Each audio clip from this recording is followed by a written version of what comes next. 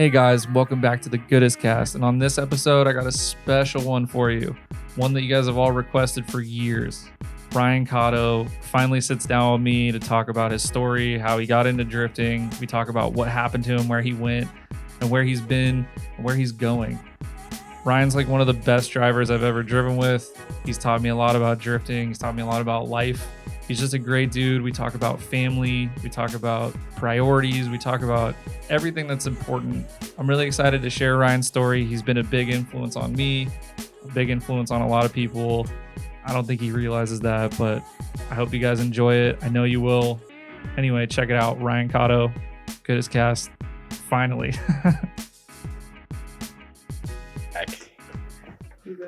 Well, I'm here with Ryan Kado. You're gonna be like, "Oh, Ryan, where'd you go? What happened?" And he's gonna be like, "Yeah, I'm back."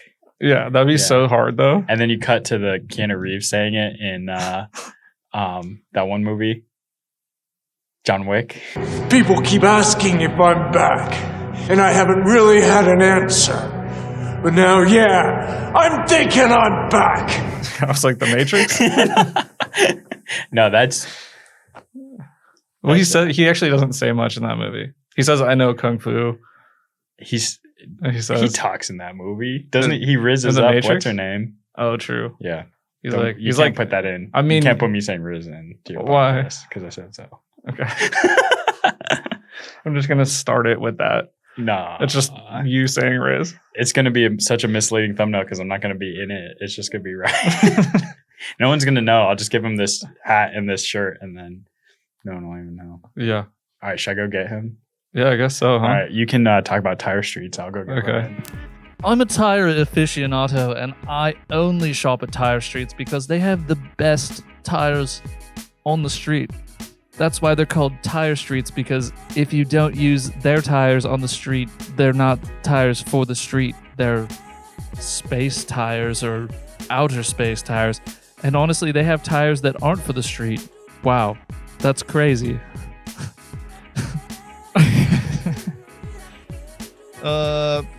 Just click the link below and get some tires from Tire Streets. It gives us credit and it gives you guys a deal. And if they have a sale going and the discount code doesn't work, Goodest651 or Goodest15 for anything that's not 651s. Hey, makes us look good, makes you look good. You could drift for the cheap. We can keep making podcasts. It's really just a beautiful thing. So run it up, get yourself some sticky icky boys or some rock fucking hard tires for your daily, because you know you like that MPG, baby. Got it? Yeah. Here, let me adjust this. Welcome to the Goodest cast, dude. What's up? You're the son of Ryan Kado. Yeah. And Proud to be his son. I heard you're an elite gamer, dude. Yeah, I'm Unreal in Fortnite. Oh, man. Well, that's pretty cool. Yeah. Do you do anything other than game? Nah. That's I don't it? touch grass. That's So, that's good. who's better at drifting, your dad or Palmer? I don't know. I've only seen my dad. Oh, okay. There's a very clear answer there. It's Ryan. Who did the first backy at? Stop it. Yeah, man. So your dad's pretty cool, huh? Sometimes. How long have you known him? Since I was born. That's pretty good. That's good. That's better than some, you know. Nice. You have a YouTube channel, right? Yeah. What is it? RadFox3021. Nice. Go follow him. Go subscribe. Yeah. I do skateboarding videos and much more. Sick. Kado Jr. is doing some cool stuff. Yeah. All right, now that we've had the entire family on, other than Ryan, it's time.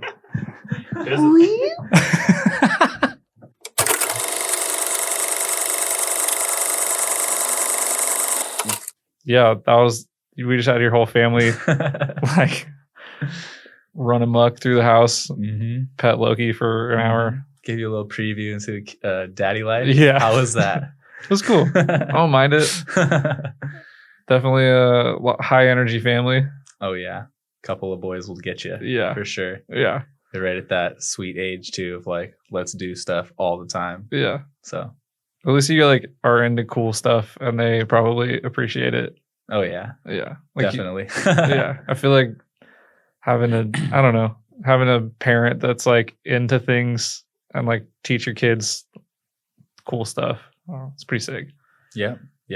Got to. Like when I was a kid, all my good memories are from my dad throwing me into stuff, like throwing me in a go-kart, throwing me on a dirt bike, stuff like that. So Yeah. I want to like kind of give my kids that atmosphere with drifting. Like, oh yeah, I go with my dad to the track and drift in these crazy cars and smell tire smoke and all that stuff and have those core memories. Yeah. Oh yeah. How's the sound? That's better. Okay, cool. It's gotta be like kind of close to your face. All right. But anyway. It's all good. I've been wanting to do this podcast for a long time. Yep. Yeah, I mean, we talked about it and then you helped me move. Thank you. Oh yeah. And helped me get into this new place where we're shooting this. Yeah, you guys did good with this place. Thanks. Yeah, dude. we kind of just showed up and like hastily threw everything. We were just like, okay, see ya. Off to go get a car. Yeah. Went and got one of the Z's. Yep. Sold those. Yep. Bought an S14. Yep. Living the life. Yep. Still haven't learned. But yeah, dude, I don't really like know. I only like know origins of you drifting through like Julian telling me. I never really like asked you how you got into everything and like how that looked. I only know like the early days of the showing up with the Hachi to Thunderhill and Yeah. battling it out. Yeah, man. I've been like, I think drifting like took complete grasp of my existence when I was like 12 or 13 years old. Like that's all I really cared about. Like I just remember spending like days in a row just playing Gran Turismo. Yeah, Like, trying to drift. Me too. And my dad definitely got me into it. Like we were racing each other. And then he actually bought me some Initial D DVDs. Oh, I was so like, dude, sick. check this out. Like I found these DVDs, like it's drifting anime. And I was like, so I fell in love with Initial D and found about Ueo in his 8.6 because my dad also got me some option videos. That's so sick. I forget where he found Dude, them. yeah, I was gonna say, where did he get him? I think it was at there's this store in the Japan Center in San Francisco. That was like an auto lifestyle store. Yep. And they had like Auto Freak. Initial D DVDs, option DVDs, Yep. magazines, steering wheel seats, shift knobs. Like it was a cool auto lifestyle Nice. store. I used to go there every weekend, or not every weekend, all the time with my boy Dylan. Yeah. So we used to go there all the time as a family. And Yeah. like we have family in the Bay Area too. So we'd go out there and visit them and then go to Japan Center. And like it was a cool place for my parents to take the kids. Like when we were kids, you know, there was Yeah. 4 of us. So they Yeah. would just let us run around, get little snacks from the vendors. And like it was just a cool atmosphere. And yeah, I basically watched that DVD like every night. Sick. It was like Sekia Hills 2004, 2005 or something, D1 GP and like UA01 and 8.6. Yeah. And I was like watching Initial D where it's like, oh yeah, Hajiroku. You're It's like, that's the car. I'm like, oh, the proof is in the pudding right there. Yeah. Like this is some real shit. So yeah. I fell in love with that car. And when I was 16, my dad bought me an S14, like a KA S14, just super stock. I think it had like coilovers and wheels. Pretty Sick. simple Yeah. for like a fraction of the price of what it would cost today. Oh, yeah. And started going out to Thunderhill with that. And I didn't know you started in a KS14. yeah, dude. Huh. My dad has a video of my first day drifting on his YouTube channel. No way. It's like my first time on the skid pad and That's like so 16 cool. years old, like just learned how to drive stick and have my own car and stuff. Oh, so you like, that was like your intro to driving manual also. Like I had played around in my dad's car. Like I would sit in his lap and like shift gears and stuff. Yeah. But realistically, like he was pretty smart. He didn't want me to get in too much trouble. So he's like, yeah, I don't want you like getting too crazy in my cars or doing anything like too illegal. Yeah. So he had me in go-karts and I was also like racing dirt bikes too at one point. Yeah. So it's just kind of going fast has been in my blood. That's cool. I didn't even know about the dirt bike thing until Mhm. recently. Yeah, actually, now that you bring that up, a friend that I used to ride with, Jake Locks, his family owns some property out in Dixon and they're trying to build a new drift track out there. Yeah. So That's very it's exciting. a small world, man. Yeah. He went pro. He was a professional for a while. And then he recently retired, I think. So he has this land where he's got like practice motocross tracks and stuff. And I rode out there with him one time. It was crazy. And we just like street rode, like we rode his practice track on our like, I think we were on 80s at the time, like little 2-stroke race bikes, right? Sick. And then we just like left his property, hop on like the freeway, like the little 2-lane freeway, and like rode to like the public motocross track, and then like did their like session when they opened. So sick. It was sick. So first drift event was at Thunderhill skid pad. Mm-hmm. Was it like the small pad or was it in the parking lot? It was the small pad.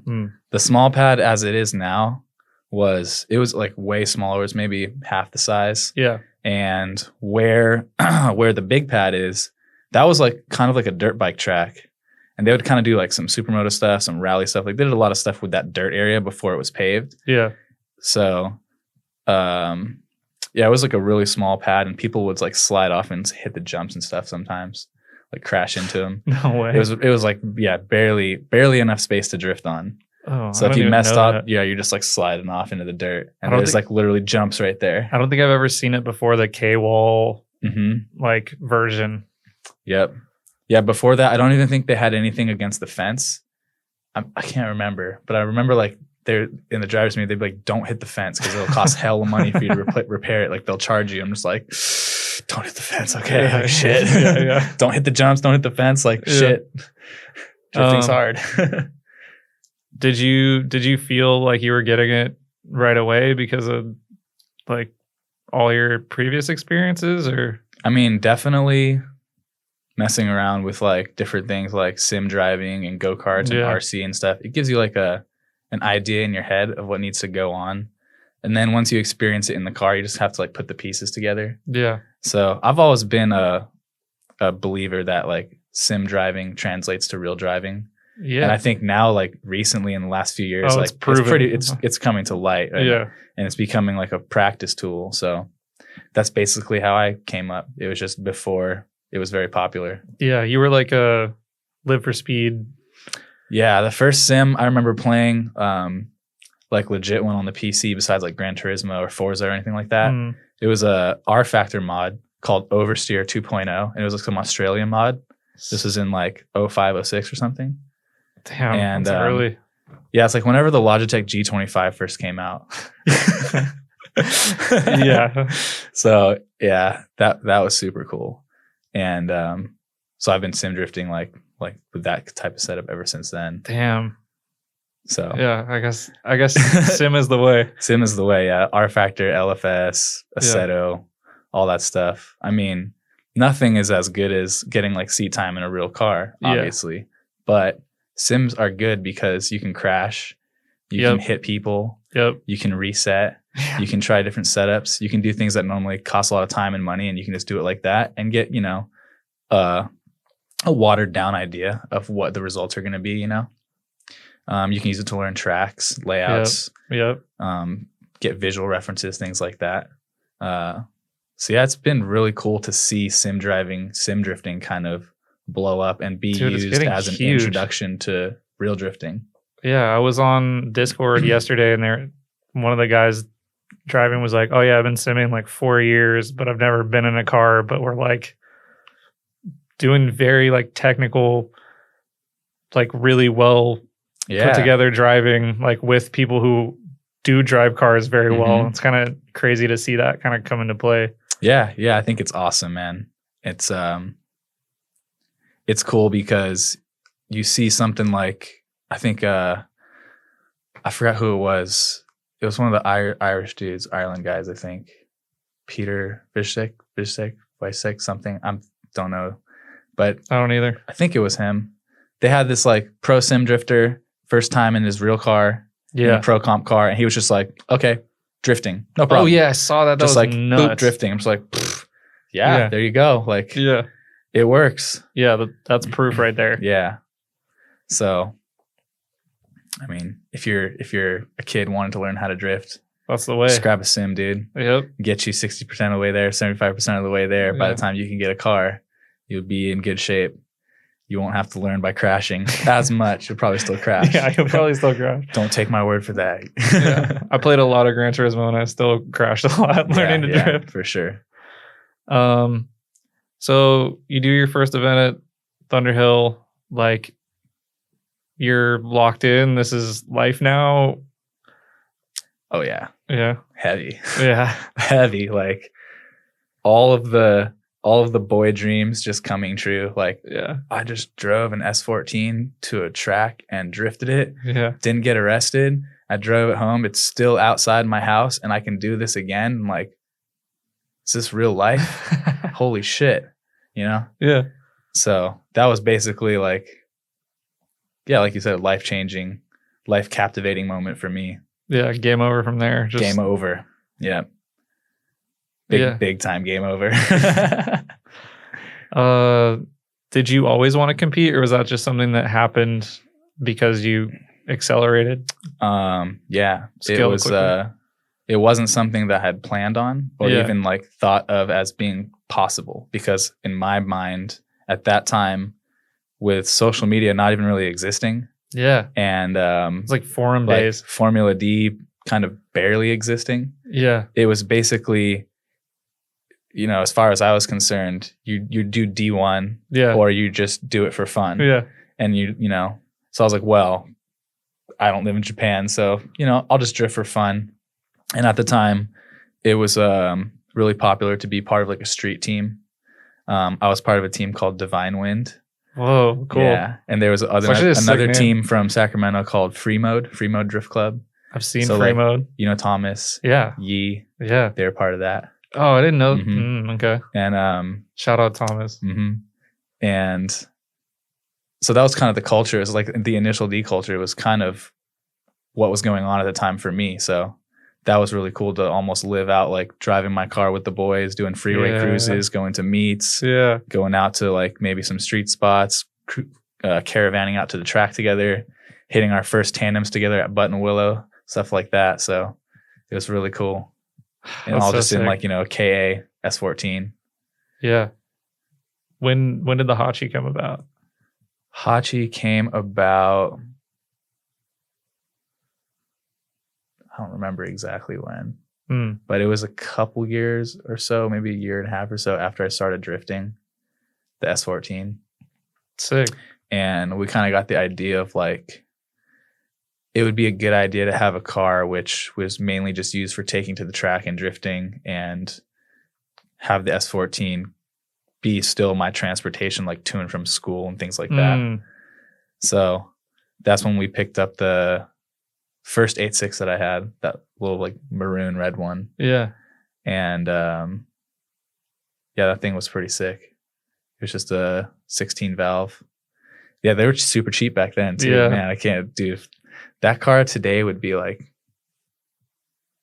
I don't know, $25,000, $20,000, something like Yeah. that. You know, they go crazy, right? Yeah. Just like a regular GTS hatch. Yeah. Yeah. But they were just like, oh, whatever. Like back then, like a few $1,000. It's just ridiculous. Yeah. Good return on investment there. Yeah. I mean, if I didn't If you- flip it and destroy it, like, oops. Yeah.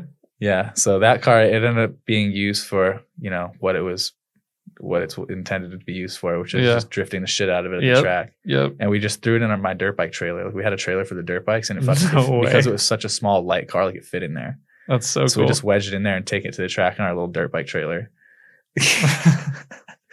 And yeah, ended up flipping that car at a Pro-Am. I think it was Formula D Pro-Am round 1 for Thunder Drift. and that was on the actual Thunderhill It was track. on Thunderhill East, Yeah. East 3 Mile reverse. Yeah. And it was on turn 10 reverse. And it was going, so you're going uphill out of turn 10. Mm-hmm. And in that section of the track, off the edge of the track, there's like a little ditch, kind of like a little, and then it kind of scoops back up on the hillside. Mm-hmm. And it was just after a lot of rainy season, so the ground was pretty tacky. Yeah. And I hit a cold, like a wet spot on the outside line, and that was it. Just sailing off. I was a passenger. I had like some really dished out, 15s on there. Yeah. They just scooped right in, and it basically like stopped the back of the car, flipped it the other way, caught the other scooped out 15 on the other side, flipped the car back again, and caught again and flipped it over. So it was like very violent, like shake back and forth. Then it just kind of tipped over. Yeah. But dude, the chassis was so bent that the drive shaft was like all the way up against one side of the trans tunnel. And then the axle was like poking out on the other side of the car the other way. That's crazy. And the roof was all fucking smashed in. The windshield smashed. Everything's smashed. Was it like scary? Surprisingly, wasn't that scary. Maybe because like I was like kind of fresh off of doing a lot of dirt bike racing at the time. Yeah. And like Eating that's it on a really bike scary. Yeah. Like Yeah. I would have nightmare. I would wake up from nightmares, like jumping out of my bed, like having nightmares of like falling on a dirt bike jump or something, like taking off on a triple and like getting cross-threaded and my bike just kind of goes like that. And you're just like, Yeah. you know, just those kind of dreams. You're just like, whoa. And you're like, oh shit. So never had anything like that with drifting. So yeah, drifting's not scary. Yeah. You're like, I don't know. Yeah. I think once you have like one good wreck in drifting, you're like, oh, I'm good. Like it takes a lot of the fear you have a lot away. of safety gear, you know, especially like to do that level of competition, you have to have a cage which passes certain specific technical requirements. You have to have a bucket seat, harness, helmet, all that stuff. So definitely, I was more scared of like, I guess, losing the car. Yeah. But yeah, I was totally fine. Like I didn't get injured or anything. Like I was able to just crawl out of the car and like stand on top of it and fist pump. Sick. But it was more, I guess, like an emotional, like confidence Yeah. breaking kind of like, fuck, like I just rode off my hachi. Like, Yeah. and I thought I had that turn and I just fucked it up. Like, Yeah. damn, I'm trash. I mean, I don't know. It'd be like that. Everyone goes through those Yeah. moments. I think it's like important to, I mean, don't roll your car on purpose, but like, Yeah. you know, Yeah. like I think that it's good to learn Mm-hmm. kind of your limits and stuff that can go wrong. I think I've learned more from crashing than I have Yeah. anything else. Yeah. I mean, that's something a lot of motocross or dirt bike riders will tell you. Like, you kind of have to fall and crash to learn. Like, if you're just putting around and you're not really like, you're not trying, you know? Like, if you're not falling, you're not trying hard enough, basically. Yeah. It's like, okay, well, if that's the mindset to have, then like just basically keep sending it until you get it Yeah. type of mentality. Yeah. So yeah, I mean, there's a reason those dudes are like hucking themselves like hundreds of feet through the air. Like they're crazy, man. Yeah. They're insane. I wasn't crazy enough. Yeah. So that's why I was like, I got to a point where my friends were getting really fast. I was never as fast as them, but I was Yeah. able to kind of keep up with them and Yeah. kind of stay in and around the same class, but they were always faster than me. And I could see, especially my friend Jared, he's professional, and I could see like the amount of sacrifice and the amount of like physical injury and just time and emotional investment. I was just like, dude, I'm capped out. Like I can't go beyond this. Like, Yeah. this is too gnarly for me. Yeah. I want to do cars. Yeah. And I'm sure like being super into all the like option video and stuff Mhm. early on, it was like, this is like, that's the dream. Definitely. Did you, I mean, like, sounds like rolling the Hachi was not like a point of thinking about giving up or anything. It was just like, how do I get back into doing this? Yeah, definitely. It was like, okay, well, I have this S14. Yeah. You're like, let's go. Let's go. So that car got, one of my friends ended up like, I forget what he swapped, but he ended up selling an SR swap. Mm-hmm. So I got like a good homie hookup on an SR swap that like I knew was running good. Sick. So I ended up throwing that in there and ran that with an SR for a while. And then that car, there was actually like 2 different S14s at one point. Oh, interesting. I didn't know Yeah. that. I thought you Yeah. only had one. Dude, my dad's crazy, bro. Yeah. Yeah. And he loves fucking drifting and competing. So Yeah. he was 100% supporting everything I was doing. That's so cool. And we knew these guys through Just Drift. We were going down to Just Drift a lot. Mm-hmm. And like in SoCal, Yeah. back when Charlie was running it and they were doing the Pro-Am and Yeah. All-Star Bash and all that stuff. Yeah. And then there was, I forgot their names, but they were selling a S14 that had basically been driven by like a bunch of drivers beforehand and had been driven at like Pro-Am and stuff like that. Mm-hmm. So we ended up just buying that car because they were selling it as a whole running car. Whoa. And I know at that time, I think like we were having some issues with my car, something like the motor, like we had some problems with it. Yeah. And he was just like, dude, I'm just going to buy this car so we can finish out the series and like not like, you know, just wash this whole year because you're trying to like get your Formula D license. Yeah. What year do was well in this? a championship. This was 2010, I think. And you were like 18? Think so. Yeah. I have to do some math. Yeah. Somebody do the math. I could do the math. Yeah. Yeah. Ish. Yeah. That's wild, dude. But that's so sick. Dude, it's hard to think that far back and like remember the timeline of everything because it was just like a blur. Oh, dude. yeah. It was just crazy. It was just like going, like I mean- full blinders on, just drift life. Like, I mean, that's like coming up on like 20 years. yeah. I mean, you pretty much started drifting almost 20 years ago. That's crazy to think about. Yeah. Yeah. 2008. You were into drifting over 20 years ago. Oh, yeah. Yeah. That's Yeah. crazy. Dude, time flies. That does. But also, look where drifting is now. I know. Like, I remember when I would tell people, like, what do you do? I like drifting, or I'm a drifter or whatever. They're like, so are you homeless? Do you like ride? Yeah. Do you hop trains? Do you just like Yeah. panhandle? Yeah. I'm like, no. It's this thing. It's like racing, but you know, a little more sideways and a little more like tire smoke. And like, oh, that sounds cool. Okay, yeah. Yeah. Like, is that like legal? Like, is that like you do like some degenerate shit? And I'm just like, dude, like, You have no idea. yeah. I'm just like, how do I explain this to people? Yeah. So I would just like kind of give up and just be like, you know, I like cars. Yeah.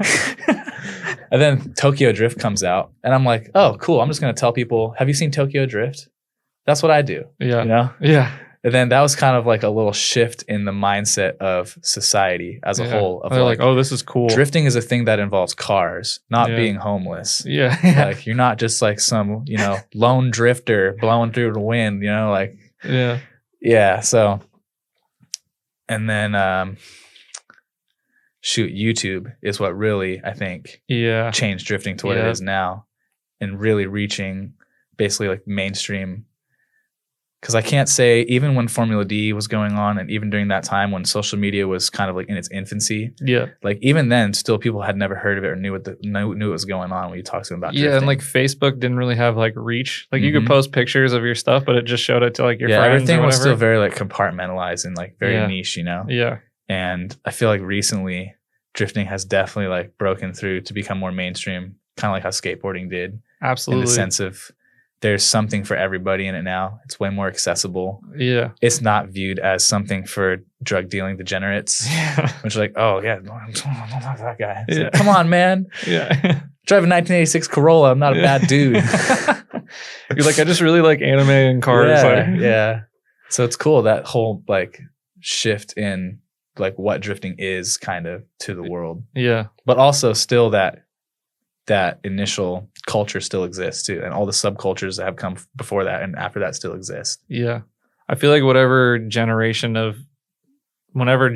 you got into drifting is, or whatever generation you got into drifting is the generation that you're like, I want to keep like living that out. Yeah, definitely. I feel like for me, I kind of got addicted to the progression though. Like, like what are they doing in Japan? What are they doing, you know, like DMEC? What are they doing in Europe? Like what are all these different competitions looking Yeah. like? What are these builds looking like? What is Yeah. the driving looking like? What's next? What's the next step to be the best or to be the best I can be? I feel like you've always had a really good view of the future. Like as far as like car setup goes, I'm like, what's gonna be the way, like, I don't know. Every time you've been like, hey, this is like, I'm gonna do this with my car. I don't know if it's like you setting the precedent or just being that far ahead of everything, but like it feels like you're 3 years ahead of every trend in drifting as far as. I would say I'm just really following what they're doing in Japan. Yeah. So I don't really feel ahead of anything. I Yeah. feel very behind, Yeah. if anything, especially now. So, but that's exciting, right? Because if you get to a point where you're at the front of the pack and you're leading the way, then it's a different type of like progress that you have to reach for. You have to kind of like find it within yourself or find it, you know, pull something out of the dark. What's the next thing? Yeah. Instead of having like an idol or a goal line to reach for that's already been established that you know is attainable. Right. You know what I'm saying? Yeah. Yeah. So It's I think, a lot less pressure. yeah. So you have to, I think, have the right kind of personality or mindset to just like to reach that point and just still keep going. Yeah. Almost like yeah, I don't know how to explain it, but It makes sense. in like a passionate kind of like compulsive in a good way. Yeah. Yeah. Damn. Profound. Something. Yeah. We're saying something here. Yeah. So you did FD. You were an FD driver for like 4 years. 5, yeah. 4 years. 4 years. In 11, 12, 13, 14. Yeah, 4 years. yeah. And that was, I don't know, that was like when I first knew of Ryan Kado, you were an FD driver, and I met you at Thunderhill, and I was just shooting media, and you're like, hey man, like, you shooting? And I was like, yeah. And you're like, cool, nice to meet you, I'm Ryan. And I was like, okay, cool, nice to meet you too. And I didn't know who you were, and you just go jump, and you're like Z with like, I think it was like the VK56 ITB car, and I was like, that guy's so nice. I was like, that's cool. And then yeah, I was like, I didn't really like know you that well, but then like I was like kind of meeting people through drifting. That was like kind of my early phases and stuff. And I always like cheered you on in FD because I like watched FD all the time back then. Yeah. And then FD was a big part of the culture back then. Yeah, it was. There wasn't really much else. Yeah. There weren't a lot of like options. And that's like kind of the thing that I say when it feels like you're kind of like ahead of the progression of stuff is like when you stop doing FD and you and Julian kind of like blew up Animal Style. It was like that was something that they had been doing in Japan forever, but like you guys figured out the formula perfect for the US to like appreciate it. And yeah, Julian was a big part of that too, because he was always kind of the one bugging me of like, look what's going on over there. Look what these guys are doing. Look how sick this is. Yeah. Like we could be doing this type thing. Yeah. And I'm like, you're 100% right. Yeah. Like that is fucking sick. And we could be doing this and we should be doing this. Yeah. This is what I want to be doing. Yeah. You know? Yeah. I remember like the first few Animal Style things was like you in your FDZ, just like, you're like, I'll just lower it, I guess. Yeah. You're like, it kind of drives ass, but make whatever. it work. Yeah. I mean, Julian's car was dumped, so like the worse my car drove, the better. So we were at least driving together. Oh man, yeah, those were fun times though. You know, that was like almost like ignorance is bliss too. You're just like, you know what, fuck it, slam the car, run it, whatever. Like I don't care if I'm gonna rip an oil line out of the bottom and cause a bunch of problems down the road because like it's hype. Yeah. So let's go. Yeah. You're like, I don't know, your FD era was like kind of, I feel like when you did FD, it was like fun because it was like the Tandem and Die guys were like media, and it was just like, there was all these like, there was that like video that they made of them like lost in the airport, and it was just partying. Yeah. And oh man, that was a good one. That was such a good video. Yeah. It was fun times. That's for sure. Like as far as performance results and like vehicle reliability, things like that, but as far as like being a solid life experience, like 100%. Yeah. 100%, Yeah. So I wouldn't trade it or change it because it led me to be able to have the experiences I had and meet the people I met, which made so many opportunities and made things possible to here we are with like things like this existing, Yeah. Awesome. Yeah. That's for sure. Yeah. I think like the early days of Animal Style and like I remember, I don't know, I was like kind of media, kind of driver, and then you guys started like just a couple of like the parking lot videos. Like it's crazy how many people come up to me and like I wasn't even there for half of them, and they're just like, dude, like the parking lot video like got me into drifting. Like that's so sick. And it's like cool people with like cool cars that like drive well, and it's like created like this entire, I don't know, next gen of people just based on fucking around like with your friends and someone filming it, like 100%, dude. That was it's cool because that was kind of like a spur of the moment thing too. Yeah. It was after Irwindale one of the years, I think. So Yeah. all the media was already down there, Yeah. and we had all the cars down there. Yeah. Julian had his car down there for some reason. It was a booth car. Yeah, it was a booth car. Yeah. That was So- the like vinyl and primer days. Mm-hmm. Yep. So the stars kind of aligned. Yeah. And we were just kind of like, hey, I got this idea. Like, you guys want to go shoot something later? Like, let's go just fuck around in the parking lot and, just do some sick driving or whatever. Kind of like, just why not, Yeah. Tokyo Drift style. Yeah. Just because. Let's just do something fun. Like, we've got our cars. We've got the place to do it. Mhm. We've got the okay from the boss man. Yep. So you guys want to bring your cameras or what? Yeah. And yeah, who knew? Yeah. Like the first one that like Hurt filmed and all that stuff, like Mhm. did like crazy numbers, and then it was just like I don't know, just people. There's like something about like friends having fun Mhm. and cool cars and cool driving. Like that's what everyone like associates with and like wants to be a part of. It's just like there's just like such good energy from Definitely. those. Yeah. I think a lot of people can relate to it because, especially if you have drifting experience, you probably started off doing something In a parking lot. very similar with Yeah. your friends. Yeah. And it's probably the absolute time of your life. Yeah. And that's all we wanted to recreate was that Yeah. experience and Yeah. capture it, of course. Yeah. And it worked. Yeah, it was sick, man. I was like, yeah, it was like It was just as fun to do as it looks. it was like good vibes in a bottle, Exactly. Just like sending it out all over the world to everybody. Yeah, and man, we had no idea it was going to blow up like that or anything, Yeah. It was it was still kind of that was still around the time too when social media was just kind of gaining traction as like Yeah. a thing to be on and Yeah. to be invested in Yeah. as far as time, content Yeah. creation, etc. Yeah. I mean, like that was like the early days of YouTube before Mhm.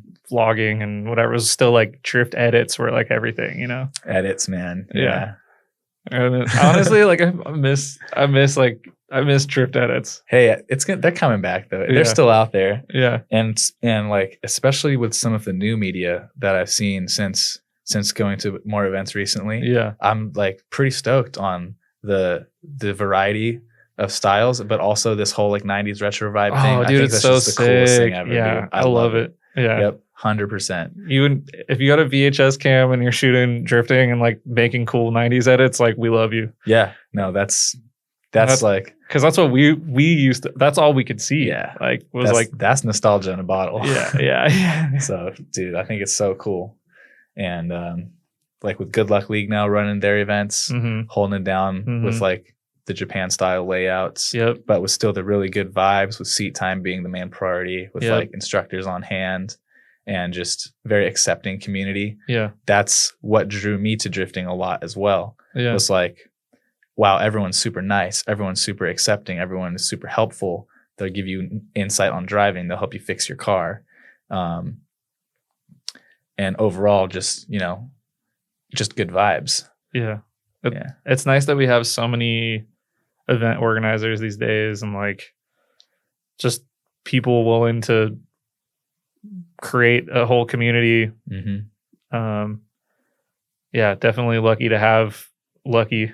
There you go. And the whole team at Good Luck League.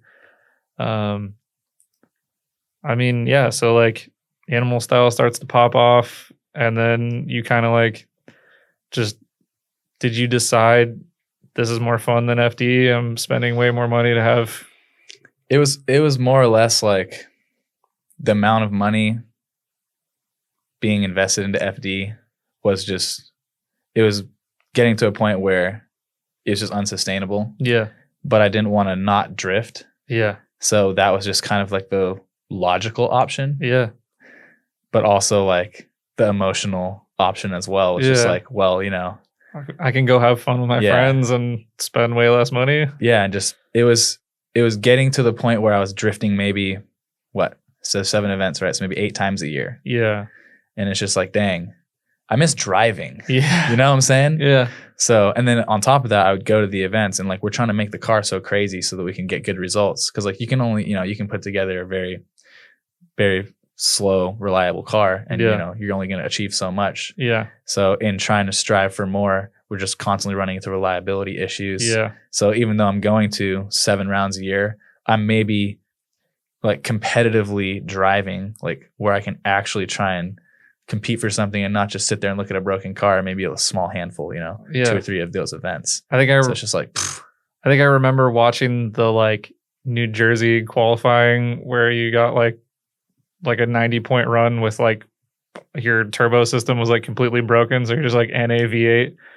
That was sick. yeah, there was always stuff like that. Yeah. You get, I remember, honestly, it was tough to watch because I'd be like, no. oh yeah, dude, yeah, it was tough. That's definitely a good description. But I mean, yeah, there's always something wrong with the car. You just get used to it. You just drive around it. Yeah.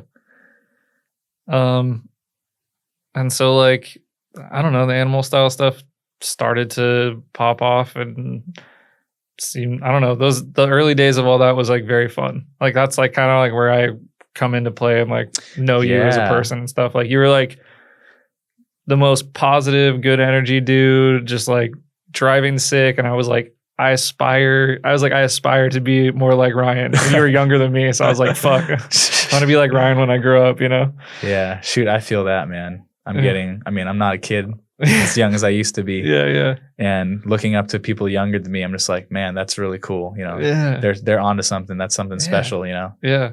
So, but yeah, that time was really cool. I remember doing All-Star Bash with you, and that's when we kind of did your like inauguration onto the team. Yep. Which was super sick because that was one of the best days of my life.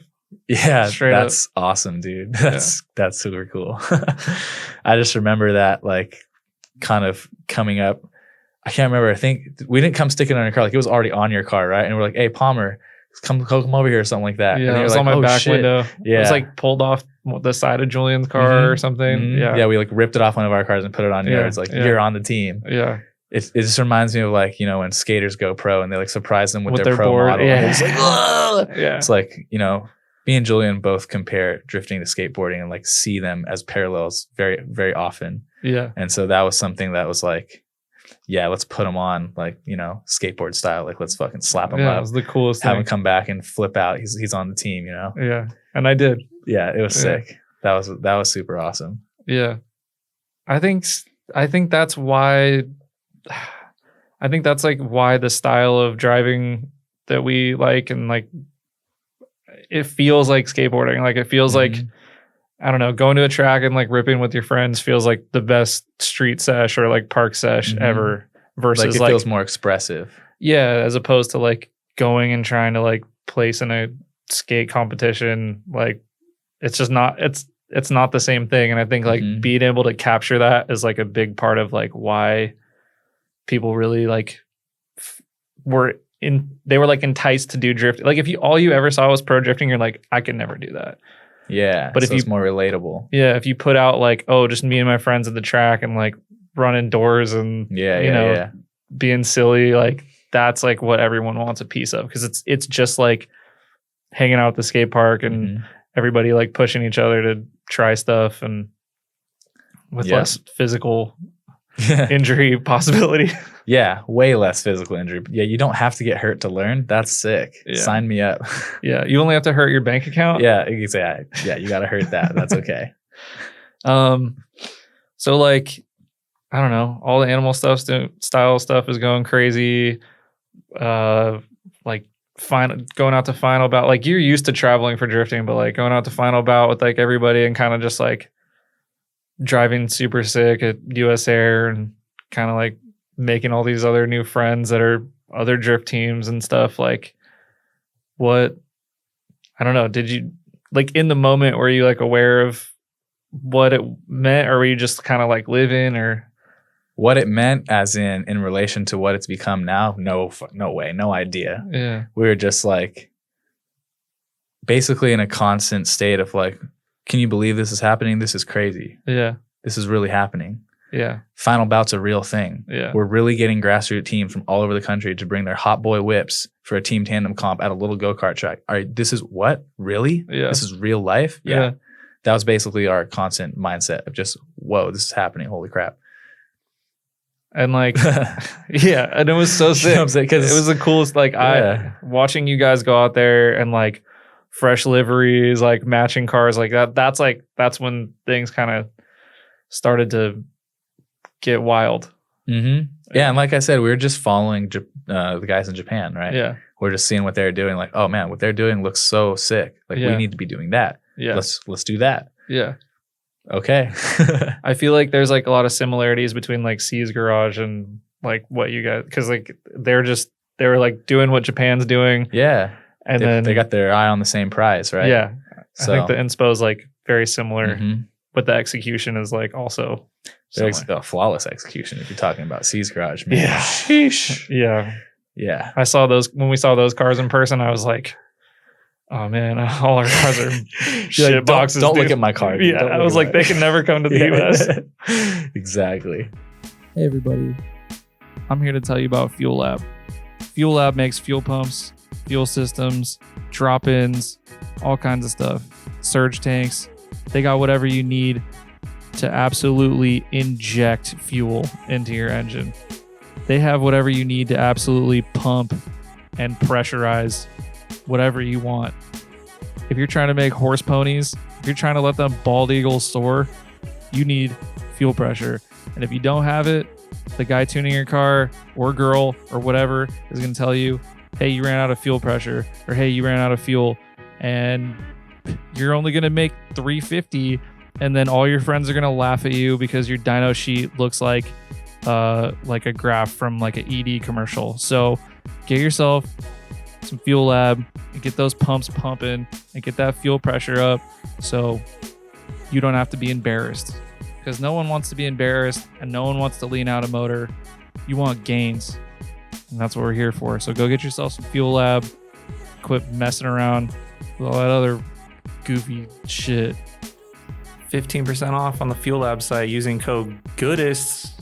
Yeah, so you're like, I don't know, then like more videos get out and like those start doing crazy numbers and stuff, and it like kind of sets up this like new era of drifting almost. And like in the moment, I don't think any of us like really like recognized like what it was doing. There was one point, I think, where Julian and I think we were like at his house at one point. We kind of came to like the realization of like, hey, what's happening in drifting right now is like a divide. Like we're having this kind of like this bloom where there's more than just I want to go pro. There's like I want to do some team drifting, or like I want to, you know, do a Japan style, let's say. Kind of opening the door to other avenues of drifting other than just I'm trying to compete and get to the highest level of competition. Giving something else in the same sense of how skateboarding went away from just I'm going to do as many kick turns as I can in the competition to like, yo, that was a sick carve in the pool. Dude, put that's that on such Thrasher. a good comparison. You know what I'm saying? Yeah, that's a great comparison. So, and like Julian and Jason both also being pro licensed and like having the option to go do that, and like seeing kind of like the struggles that you went through and being like, let's just do this team thing. Yeah, like let's just like drive sick. And how was it being in FD and like knowing that like you really like prefer the Japanese style? Like, because back then it was, you had like one option, and I think like it hadn't gone fully like WiseFab wasn't really a thing yet. Yeah, it was still like you said, it really hadn't like blossomed into the competitive scene with like the more purposely engineered cars. You still had a lot of stock stuff out there. You still had like KAT S14s and like VQ 350Zs with like literally like tie rod spacers.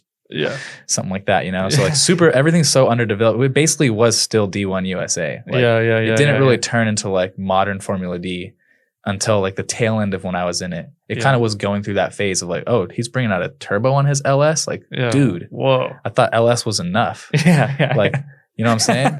Mans has how many bottles of nitrous back there? Like what? So yeah, it definitely went through an evolution. So for me, I was still able to like fully wrap my mind around just like wanting to do good in Formula D and like be a Formula D champion, and somehow have that lead me to like going to Japan and doing D1 or something. That was, you know, something like that. Which today could be an option. Yeah, I mean, everything's possible as you see today. Like we're gonna have Naoki in FD Japan. Maybe we'll have him in FD US. I remember when he wasn't even allowed to do pro drifting because of reasons, right? Yeah, exactly. Politics, other things. So the the accessibility has changed. and the exposure of drifting as a whole. Like so many more people are aware of it. So many more people have access to it. Yeah. So it's almost healthier for the sport to remove those boundaries. It was like crazy for me to see like now can you make an Instagram, Yep. you know, Mhm. and like you can message him now, Yeah. which is like so weird, you know, because like back then, like I don't know, just watching the like Inertia MS videos, you're like, Mhm. oh, that's like a different world. You know? Oh, totally. Like, I have no relation. Like those are to- ghosts. You Yeah. know, this is a dream world. Yeah, You yeah, know? yeah, This is exactly. AI. Yeah. And like I don't know, all the Japan stuff and Super D, Matsuri, and then like, you know, everything's just kind of like growing and growing and growing. At what point were you, I don't know. I remember having a conversation with you in the Airbnb in Japan for Super D when you guys all shipped your cars out, and just being like, dude, like I'm so happy you're here. You're getting to do this. And I could kind of sense like a little bit of like hesitation and like, I don't know, maybe guilt for being out there and stuff. And that was like kind of like as you were like kind of fading out of drifting. I think that was like 2017. Yeah, somewhere around then. Yeah. Like what was going on? Yeah, man. So like you said, everything was kind of building up and building up and building up. Yeah. So drifting went from like being this exciting kind of explosion of opportunities to like almost this different world of like, I have a lot of commitments. I have people depending on me. I have on top of that other things going on in life. So not only does drifting become more demanding in like a I would say not as much a pursuit of passion sense, but more of like a commitment sense. Like it becomes more demanding in the things that I'm trying to provide for other people and for myself. And then outside of that, having things in life change and things in life happen. And basically you have to have that conversation with yourself. Like, is drifting the priority or is drifting going to become a liability for my priorities? Yeah. And so, I definitely was having that. Like you said, you kind of got that feeling in Japan. And that was definitely 100% what I was feeling. Like, especially because I wasn't planning on going originally. Like I had originally been like, oh yeah, there's no way I'm going. Like, you guys have fun. Let me know how sick it is. You know, I'll make the next one type thing. Yeah. And it was like a last minute decision to go. So I don't regret going. Yeah. But I definitely had those feelings of like, I probably shouldn't have come here. But at the same time, I'm here, so I'm gonna make the most of it. Yeah. At the same time, other stresses and struggles of just shipping the cars there.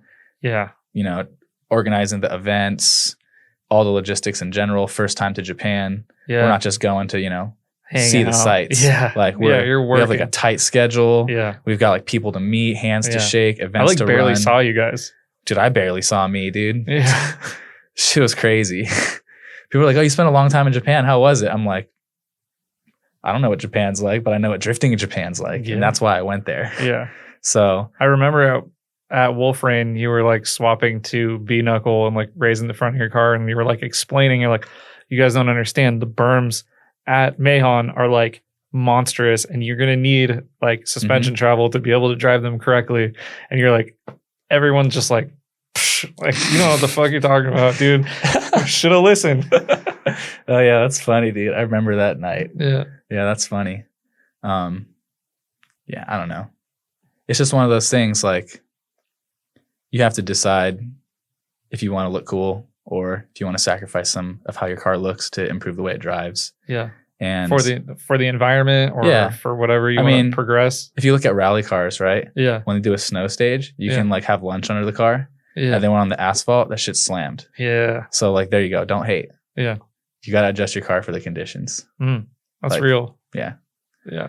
But I can't argue that lower cars look good. Yeah. Dude. Tarmac stage rally cars look so good. Yeah. It's great. You're like, oh, that thing's sick. And then you see it like gravel stage. You're like, damn, I didn't know the suspension was that long. So. Yeah. Yeah. Oops. You're good. But,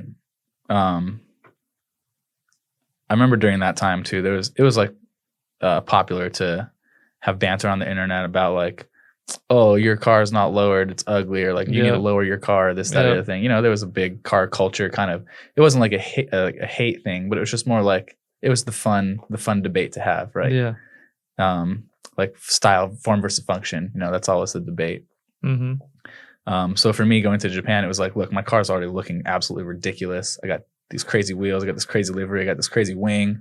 You know, it's just everything about it's ridiculous. Like if I'm going to Japan, for me, myself personally, the one thing that I want to do is pursue my passion of driving and have nothing hold me back. Yeah. So I was like, at this point, like, I don't care. I'm putting on the hater blockers. I'm skyjacking my shit and I'm not having suspension problems. Yeah. So yeah. Yeah. And it worked out. Yeah. And now look at everyone's cars. And one swift movement. Yeah. Yeah. Yeah. But like C's Garage did the same thing I mean, around the same time. I don't think it was necessarily because of like me doing it, but I think there was more or less just they like had Naoki come drive New Zealand. There you go. And then they were just like, oh, you can do that. I want to do that. Exactly. I don't care anymore. Exactly. And like C's Garage cars in like, they're the most gorgeous S13s. Like, in my opinion, Joel's car was like the coolest car on the planet for a long time. And then he raised it and people were mad. And I was like, hey, like, I get it. Yeah. Yeah. I mean, personally, I feel like there's like a distinct beauty in a car that you look at and you can tell that car fucks. Yep. You know what I'm saying? Yep. You can almost feel how well it's set up and by looking at it. And so for me, that's more of what I've gravitated to in my journey of drifting. It's just like wanting to reach that peak feeling in the driver's seat and seeing a machine that's capable of giving me that. And it goes back to your like addiction to progression. Yeah. Yeah. Basically.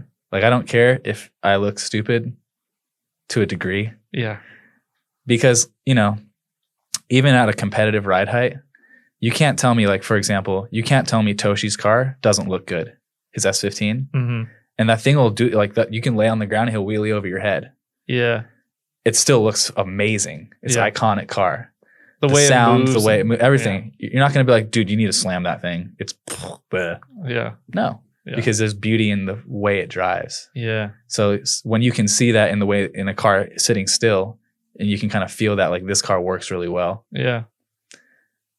That's just for me personally. Similar to rally cars or any kind of like race. But the beauty of drifting is that there's something for everybody. So you got street sweepers. You got monster trucks out here like in Australia that can just straight leave the asphalt track and mob out onto the dirt track, take a lap of that and come straight back onto the asphalt and keep going. And that's freaking sick too. Yeah. And it's just like, dude, there's something for everybody. There's something sick about what everybody's doing. Yeah. I think that's the biggest thing that I feel is maybe one thing that could change in people's minds who aren't exposed to lots of different facets of drifting that might say this way is better than that way. Because the reality is when you deeply dive into what everyone is doing, there's something sick about what everyone's doing. There's a reason they're doing the things they're doing. Yeah. So that's how I feel about it.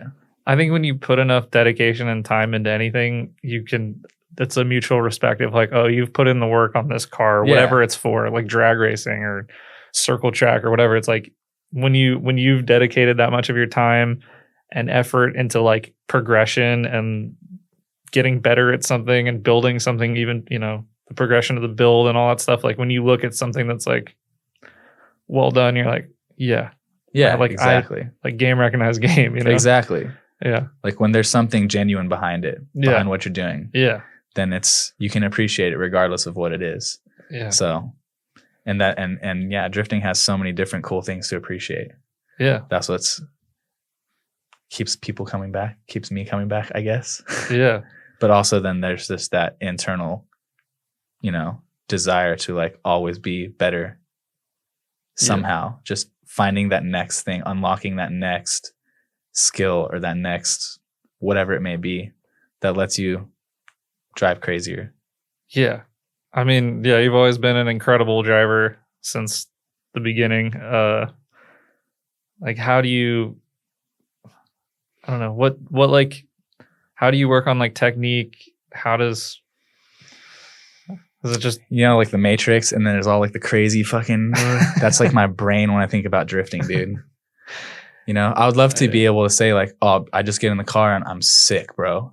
But like, but the reality is that like from day one, it was almost like I think back to like sitting in my little PS2 sim seat playing Gran Turismo and spinning out over and over and over and just not hitting the turn and spinning out understeering or like going off track and just being like, there's a reason I did that. I have to figure out what I did, change that variable, figure out all the variables, figure out what I need to do, make the equation equal sick drift. And that's how my brain thinks about it. So I'm always like, you know, analyzing myself, what I do, what do I need to change to achieve a different result. I'm sure a lot of people are like that, especially competitive people. Yeah. I feel like you're very good at analyzing situations or how cars move or things to try and change and stuff. And yeah, I feel like I have an entire dictionary of like drift technique in my brain that if I could just somehow translate from like feel and color into like text, give it to somebody, like here's how you do it. Yeah, we need that Matrix. Exactly. Ryan Kado download. DLC. Exactly. But there's like I found some like I've been working with Max on the sim stuff. Like before he got his S13. Yeah. He was kind of my test experience. I was like, I wonder if I could teach someone how to drift on the sim and they could do it in real life. Yeah. Because he was wanting to drift. And I was like, well, like hop on my sim and like just practice. By the time you get your 240, you maybe will be able to do it. Yeah. And he was like totally able to do it. So that just goes back to the whole like sim practice pays off. Yeah. But I've always found it to be really fulfilling to like be able to teach somebody to drift the way I learned it and taught myself, and then it works for them. And they're like, thank you. This worked for me. And I'm just like, holy shit. That's really cool. What's some of the most successful things that you've told people that helps them get it? Honestly, there's nothing I could say, like no specific thing. It's just like, depends on the person. I see what they're doing and then see like something glaring, like if you change this, it would change the game. Yeah. And then you just work on that and then it changes the game. That's true for me too. Like I was telling you that like before you took your break, like you'd always give me like insight on like how to try things or change or whatever, which was really nice because not many people can do that. Yeah. So that was really helpful. Helped me get to where I'm at. So I appreciate it. Yeah, dude. Of course. It feels good to do. It feels good to be able to give like, and to be able to also validate like, okay, I'm not crazy. Like I taught myself this way. That does work. And it does work for other people. Like that's also nice. So it's cool. It goes both ways. Yeah. Yeah, dude.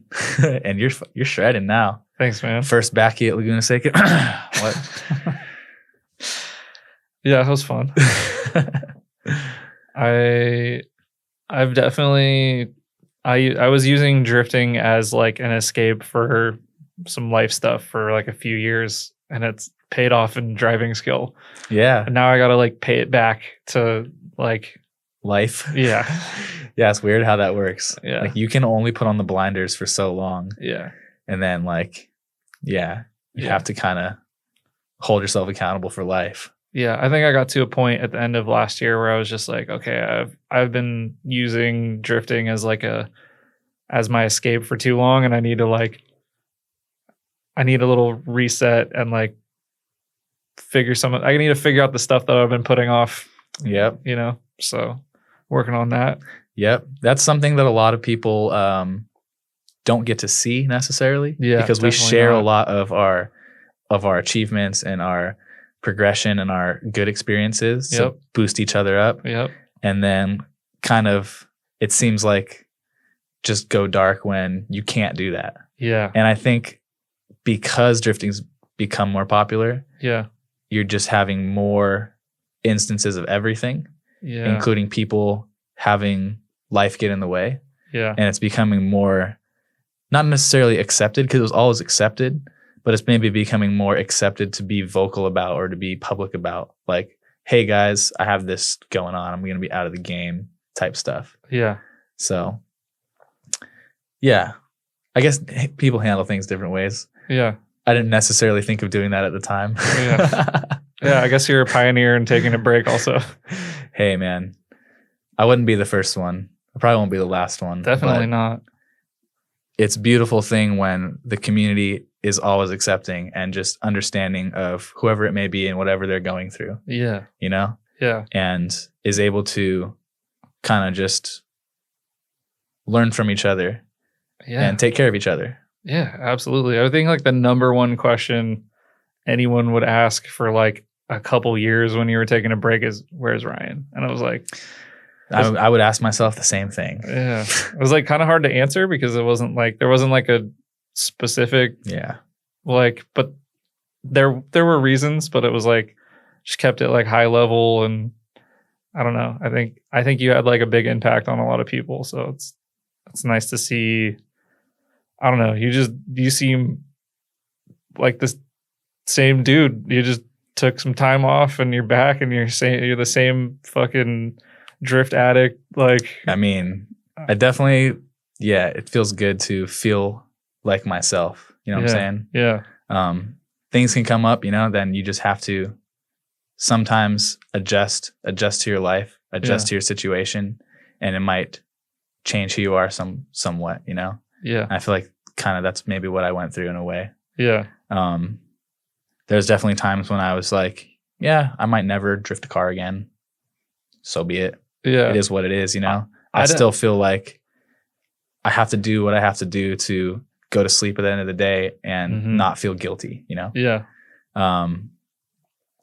So I'm happy to be able to be in a place to allow drifting back into my life because I had to learn kind of the hard way that I'm not allowed to not have drifting in my life. Yeah. It just doesn't work well for me. Yeah. Emotionally and mentally, drifting has always kind of been like my foundation or, you know, like my baseline, if that makes sense. Yeah. So, yeah, I mean, I never really lived my adult life without it being a massive part of my life. Yeah. And it was a major learning experience, but I think in a good way. Like everything happens for a reason. Yeah. And we all live our own lives and our own storylines and, you know, go through our own shit. And everyone goes through their own shit. No one's immune. Yeah. And everyone deals with it in their own ways. Yeah. And at the end of the day, it's just about what you do next, how you move forward. Yeah. So I'm just trying to keep moving forward and do some drifting. Yeah. Because, you know, I had a talk with Bridget and we were just like, you know, we're at the point in our life where it wouldn't kill us to like hit some events, put some money into a car. Yeah. So it seems like she enjoys it too. Like, yeah. We're not getting any younger. Did she miss you being a part of the community? I think so. Driving? Yeah. In a big way. But kind of she didn't really want to like have it weigh on me because I think she understood like the decision I had to make for myself. Yeah. So she didn't want to be like, come on, let's drift. And I'm like, no, that's basically bad for our life. Like we don't need to be doing that right now. Yeah. And so like essentially you were just feeling, you know, like second kid, you had like, you know, responsibilities that you need to take care of your family, make those moves, and anything besides that was guilty feeling or yeah. I mean, I got laid off from my job at that same time too. So it was like Japan trip, second kid, laid off like on like pretty. Was that the job where you were like installing like low jack or something? Yeah. And I was I worked my way up to basically I was like regional supervisor. So I was like working from home. I had a lot of time to wrench on my car. I was just managing people with a laptop and a phone, making some road trips here and there, which was actually great because I would road trip out to Portland, I'd visit Tandem Die guys. I'd road trip out to Washington, visit Landon, those guys, Delayed Heat. Shout out Delayed Heat. Yeah, shout out. And that was super sick. And I think just having a lot of stuff go down at once kind of put me in a little bit of like a survival state. I see. I don't think I, you know, necessarily put drifting in the picture of like, I need to make this a part of my life. It was just like survive. Yeah. I think that's very relatable for a lot of people. Yeah. I'm like, I don't know. I think that was the right decision. Like you could have kept trying and just had it like implode terribly, and then that you'd be was like, like I'm the never nightmare, doing this right? again. Yeah, that's the nightmare. It's like, because it's not just you're letting down. You're like, dude, I got a family I have to take care of. Yeah. And just taking all the money and being like, I'm gonna go on another trip to Japan and drift, and like we'll just be broke as hell and not know where we're living. It's like, that's not a reality I'm trying to live in. And that's like where a lot of the guilt was coming from. And yeah, I can imagine. I think I'd have a hard time. I think anybody would have a hard time with that. Because it's like you're like living your dream, and at the same time you feel like you're like hurting your family. You're like shitting on your life too. Yeah. It's just like, fuck, dude. Yeah, and it's like both at the same time. It's like, I don't want to say drifting ruined my life, but I'm letting it. I can't let this happen. Yeah. You know? Yeah. So, but hey, I mean, here we are. Yeah. Life goes on. Yeah. And I'm thankful to have friends and family that always like kind of didn't really necessarily push me or like, weren't necessarily like a thorn in my heel, but was always kind of there. So if I was ready, they're like, yeah, you should do that. I think it would be good for you type stuff, Yeah. I don't know. I saw you like quite a few times during the break, and it just seemed like you were I could still see that Ryan in there, and I could still see that you like love drifting. But yeah, I could just see like that you're just completely like walled off to like anything drifting, I think, because it just probably hurt. Like you're like that, like I want to be a part of this community. I think it was just more or less like I was so used to doing drifting one way, which is like all in. Yeah. I see. So to do anything, it's almost like an addict, right? Like it's almost like I was a drift addict. Big time. So like having to go cold turkey, essentially, you're like, okay, if I'm doing this, I can't be just like dabbing my toes in the water. I can't have a sip of alcohol. Yeah, you like, can't be hanging out at the bar when shit. you're exactly. I don't want to hang out with my drunk friends, right? Yeah. So even though I love them, it's like I have to do what's best. So yeah, it was definitely kind of like that. Yeah. Whoops. But thankfully, I had enough of the drifting heart to hold on to my hachi, dude. Yeah, I'm so happy you did. We would always ask each other, like, does he still have the hachi? And anytime I see Brandon, I'd be like, does he still have the hachi? Just to like checking in. Right. Yeah. And that's good, man. I like appreciate if that thing went up for Check on sale, your friends, dude. If that thing went up for sale, it was like, all right, that's it, Yeah. Yeah, man. I don't know. Happy to have you back.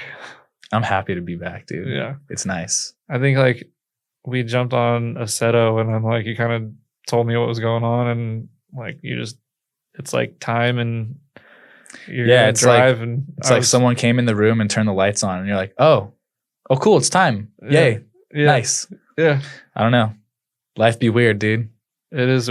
I can't sit here and say I know what I'm doing or have all the answers, but I can sit here and say I've accepted that drifting is a major part of my life, and it really can't go anywhere. Yeah. Yeah. First time I saw you drive the hachi again, I was like, oh yeah, he's still in there. Oh yeah, dude. Yeah. I think like, I don't know. I remember you telling me that one of your, like, cause you work at like your family started a restaurant after like they closed down the architect business, or how'd that go? Yeah. So, my family was running a food truck. Yeah. And then we ended up opening a restaurant. Shout out Kado's Asian Grill. Yeah. So that's good. That's where I'm running that one now. Nice. But I was working on the truck for a little bit. Yeah. That was cool. We went through COVID. That was interesting. I bet. So we had like the food truck industry was like really popping off, dude. Like you could probably see food truck festivals on Instagram all the time, and SF especially, just going crazy. And then COVID hit, and it was just like slamming the brakes, like slamming into reverse on the freeway, basically. And we had to kind of like, it went from like we are booked out beyond belief, like you got to book us out a month or two, to like we have nothing. Yeah. So we had to restructure the business. Like, how are we going to make money? Where are people? Where do they need us? Yeah. They're not at their office. Yeah. There ain't no offices no more. Yep. Everyone's at home. Yep. So we basically started just popping up in like neighborhood parking lots, or not parking lots, like neighborhood parks. Yeah. So like large like suburbias with a big park complex in the middle. And we would just put up signs that we're going to be there on the weekend, and we would pop up. And we basically started making our own services, just like lemonade stand style, like back to ground zero. And really fortunate that we had an opportunity with one of the vendors that we were kind of going to, and they had an opening for a brick and mortar, and they're like, you guys are like our number one choice. So we're like, oh yeah, put me in, coach. Yep. So that's what I've been doing. Still doing that right now. We're trying to, obviously continue expanding. Yeah.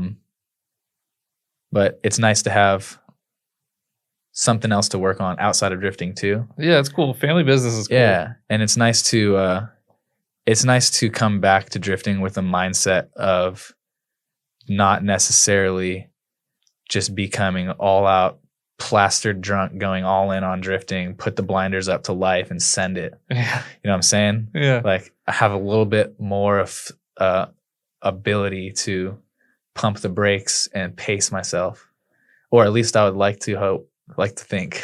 Yeah.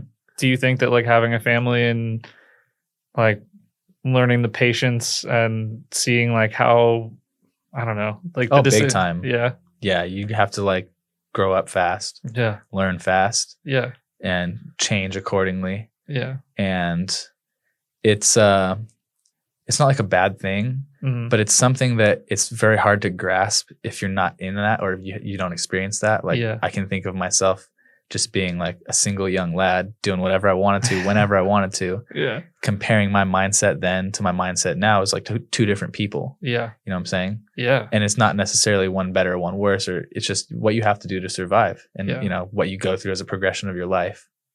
So having drifting from that mindset, from a new perspective, but still having the passion within of like, I know once I get in that car, once you get, you get helmet vision or whatever, or, you get the drift blinders basically. Yeah.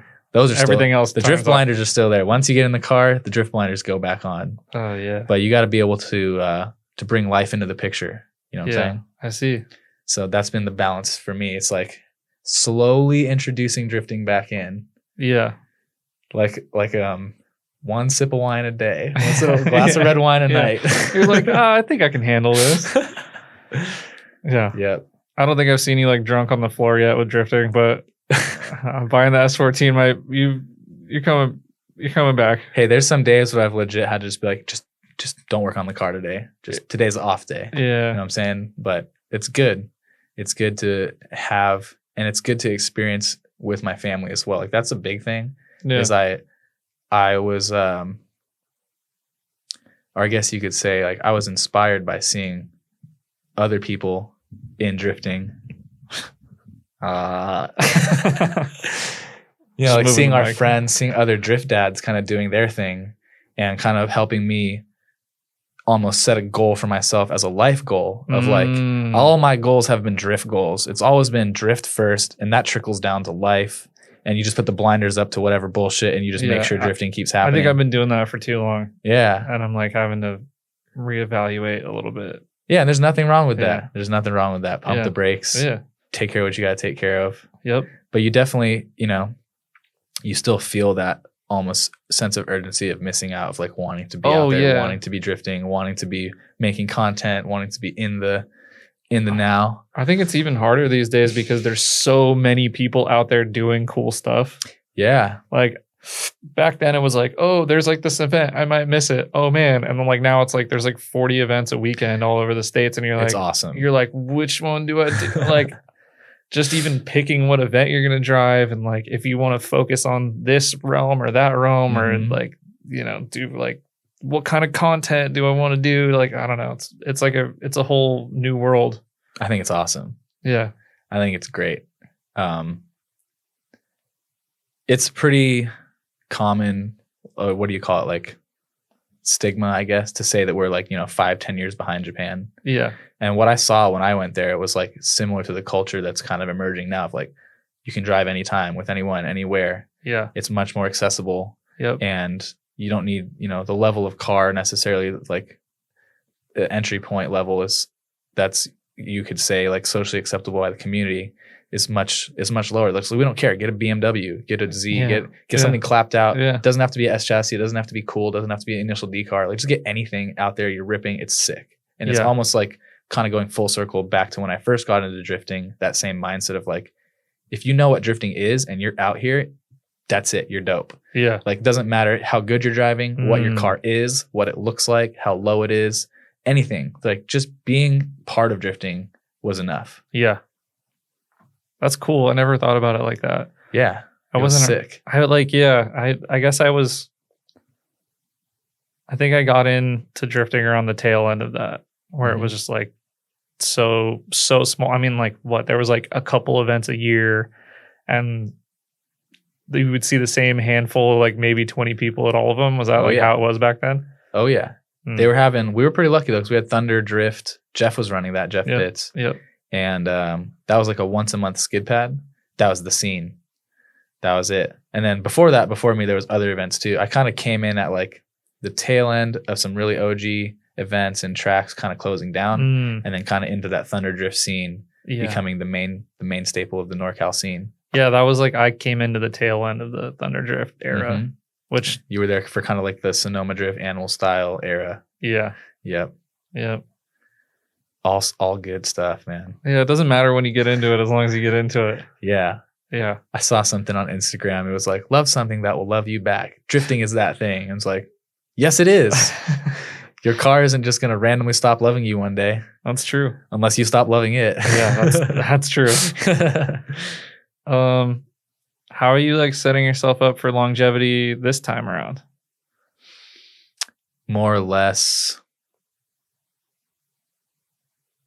trying to have a better mindset, just mentality. Because I don't think I necessarily needed to go away or like take a break or, delete my Instagram or whatever. Yeah. But it was more or less like I wasn't able to mentally calculate everything at once. How do I make life work? Yeah. How do I make my personal relationships work and like family and work relationships work? How do I make money? How do I, all of this together? It's like, if I can just knock one huge chunk off that iceberg, this is way more manageable. This success rate goes way up and the risk goes way down. So I think that's where the mindset was. But I think at this point, it's like, I don't have to just cut it off. I can just pump the brakes.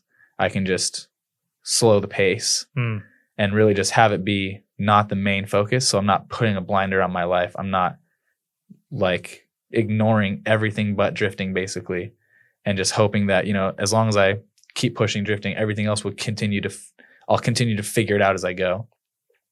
So it's more or less just trying to have a better mindset and not feel that I have to just completely disconnect.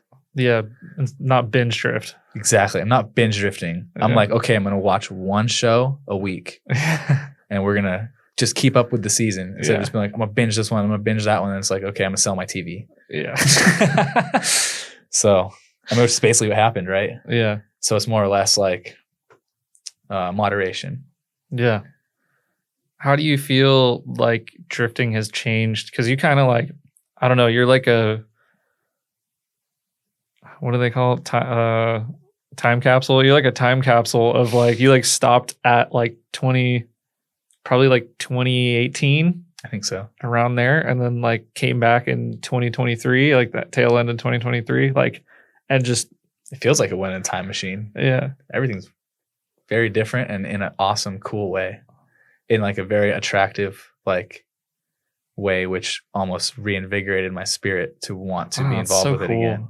Of being like, whoa, dude, like drifting progressed so much to a point where it's like, dang, I remember wishing it was like this and like trying to make it like this and like kind of just grinding it, but being there facing the hurdles. Yeah. And kind of having to weather the storms of trying to make that happen. Yeah. And now it's just happening. I feel like you're a humble dude and you're not going to accept this, but I do feel like you had a big impact on like how drifting is today, or at least the type of drifting that. Well, it could, it's like butterfly effect, right? Yeah. You never know what you're going to do, which could set off something. Yeah. So, hey, if that's the case, cool. But the reality is, it is what it is, and it's sick. Yeah. And I'm all about it. Yeah. It's cool to see. Like, I was in the car with Simba because I was emceeing in Houston for the final bout Special Stage South.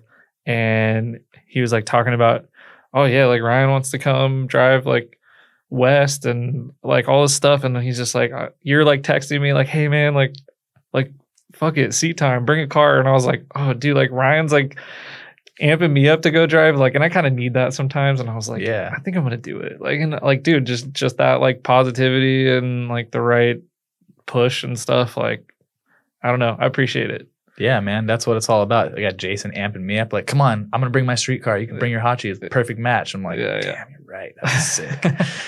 And you're like talking about bringing your street car. It's just like it's that residual stoke. You know what I'm saying? Yeah. I think driving. I mean, damn. Back to the original bashes. Like, that's like a good track that I've had a lot of good times at. So it'll be fun. What's the plan with the S14? Plan as far as looks, styling, etc. I have no idea.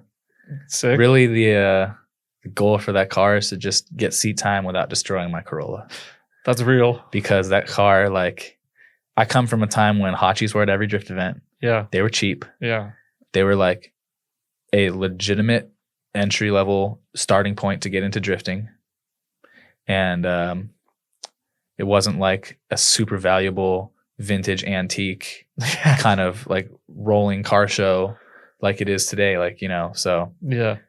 I still had a pretty old school mindset. Like, I'm just going to roll out my Hachi and drift the shit out of it. Yeah. And it's like, dude, I'm kind of realizing like that's kind of risky, Yeah. especially for the driving I want to do. Yeah. Like, and stuff has really progressed. Like, there's a lot more people at every grassroots event that are like really the overall pushing. level's gone way up. Yeah. So whereas before I could just cruise out with my Hachi and just like jump on any train, jump on any door. Yeah. It's different. Like, that car has limitations. It's now meeting its limitations. The scene has risen beyond those limitations, and like I need a car to party with. Yeah. So that was the mindset. Yeah. And also, you know, I love my 86, and it's at a point now where I almost feel like it's done. Like, I don't have any urge to touch or change or do anything to it. Just keep it going the way it is. It's perfect. And you almost feel like, well, now what? Yeah. What's up, everybody? Coro Works. Coro Works is the coolest shop. They love the Goodest cast, and we love Coro Works. And if you have money, you should go there and spend it. And if you don't have money, you should save it up and go there and spend it, because Coro Works got the coolest stuff. I don't know if you've seen any of their like engine bay dress up parts, but woo, it's the sickest stuff out there. I got their valve cover for the 1JZ VVTi. It's got like the like sick pinstripes on it. Gangster. They got a bunch of SR stuff, KA stuff. And if you want to save money on it, which I know you do, you cheap humans, Goodest, BOY, Goodest boy. Like, I don't know why I said it like that. Anyway, use that code. And if not, just go there and be like, hey, I heard your ad on the Goodest cast. I want to spend $100,000 building a pro spec car or something. That'd be pretty cool too. I think they'd be pretty happy about that. So thanks for supporting the podcast, guys. I get it. So there we go. It was like basically an impulse buy, but at the same time, we decided it was something we wanted to do. So I was like, yeah, let's get a fucking S chassis. Yeah. You know, I saw Toshi put his car for sale. Yeah. And I was like, just like, dang, like S chassis prices are going up. Like, they're all crazy. Yeah. I was like, I just sold these Z's and shit. Like, I was planning on like putting the money into my Corolla, like using it to run events. Yeah. And I was just like, man, I don't really want to like put my 86 through a season. Like, I just kind of want to drive it at like very select handful of events here and there where there's like a lot of other Corollas. And, you know, nothing really on the line, and just a really chill, like no one trying to get doors, just driving a line type shit, have fun, enjoy the cars. Driving Corolla, like I've only driven a couple Corollas. I'm like, I can imagine that driving in a train of Corollas is probably the most fun. It's wild. Like, I could only imagine it's got to be like racing Spec Miata or something. Like, you're all going as hard as you can, but like you're not making up any ground or going past each other. Like, you're just all slowly struggling together, and it's so fun, dude. It's its own different world. You know, they'll say like people who can drive 86 can drive any car, but not anybody can drive 86, right? Yeah, that's real. It's a different world. It's a different feeling. I struggle. Yeah, and I love it. It brings me back to being a kid in a go-kart. To me, an 86 is a go-kart with doors. Yeah. That's what it drives like. And Yeah. that's that feeling you get of like just sketchiness and like on the raggedy edge, and that really rewarding feeling when you nail it. You're just like, ooh, that was butter. Yeah. And like there's no denying it, because if it wasn't butter, the car it would be shit. I would know. So that's nice. And it's almost like, I call it the hyperbolic time chamber, Yeah. you know? Yeah. RIP. Yeah. It's the car you drive and it just makes you better. Mm. And it glares your weaknesses, and then do you calibrates you. Do you think that there's any modern day car that's like affordable that gives you that same level of skill? I mean, I think you can kind of get that level of skill driving whatever you're driving. I wouldn't necessarily, I mean, it's hard to say. Like there's no replacement for it. It's that straight axle, super lightweight, small. It's like a small car, small wheels, small chassis. Yeah. They just don't make them like that anymore. Yeah. So it's really hard to find anything with that driving dynamic. Not necessarily saying like there's nothing you can drive to get that skill, maybe a different skill set, just a different feeling. It's a unique car. I don't think anything comes close, like modern day, because you're just not going to have that solid axle, no power steering, just absolute rawness. Yeah, I don't think so either. Do I need to fix this, or are we good? No, you're good. Okay. I'm just looking at stuff. Dude, you have so much cool stuff to look at in here. I'm just like constantly, and it's all lit up. Yeah. It's great. Super cool. Lots of memorabilia, lots of culture. Thanks, Lots dude. of everything looks great. Drifting has such cool style, you know? Yeah. Some sports don't have that great of style. They just, their stuff, the sport itself, You don't get to it just choose don't your own. look that cool. Yeah. Drifting looks great. Everything about it, the flyers, the event banners, the cars, the Instagrams, the people, just like, it's cool. Yeah. I think like another very similar thing to skateboarding. Yeah. Where it's like, if there's like an event flyer, like it's cool. Mm-hmm. I don't know. There's you like go to so a drift event, you style out. Yeah. You know, you drip up, you know what I'm saying? Yeah. Like it's cool. It's an expressive sport, and there's a lot of really cool style being expressed. And what's crazy now is like, because it's gotten so much bigger and more accessible, like you can find everybody doing everything. True. So it used to be like, whoa, I've never seen that before. It's like you can almost see everything now. Like drifting is fully like just out there. It's open. It's open. Yeah. Yep. There's Yeah. almost like no limitation. Yeah. There's no like, even in like other countries, smaller countries, there's like different scenes, and there's like, team drifting, and then it's pro crazy. circuits. It's crazy. I just like stumbled upon like the Indonesian like drift championship like on YouTube one time. I was just like scrolling, and it was live streaming. I was like, dude, this is like the amount that this thing is exploding is just insane. Yeah, it's crazy. Never would have thought it would be like this. Yeah. But it's awesome. Yeah. So I'm not complaining. Yeah. I think it's cool to have you back and getting to like experience the new version of the stuff we've been obsessed with forever. Yeah, man. It's cool to see you guys basically carry the torch and just like keep pushing and like see what it has become, and see that drifting's continue to grow and just progress as far as driving skill, car builds, accessibility to the public. Like, Yeah. it's sick. Yeah. And like, more tracks potentially being built, Yeah. more media outlets. It's kind of having like another little boom potentially. So I feel very fortunate to be able to do this at this time.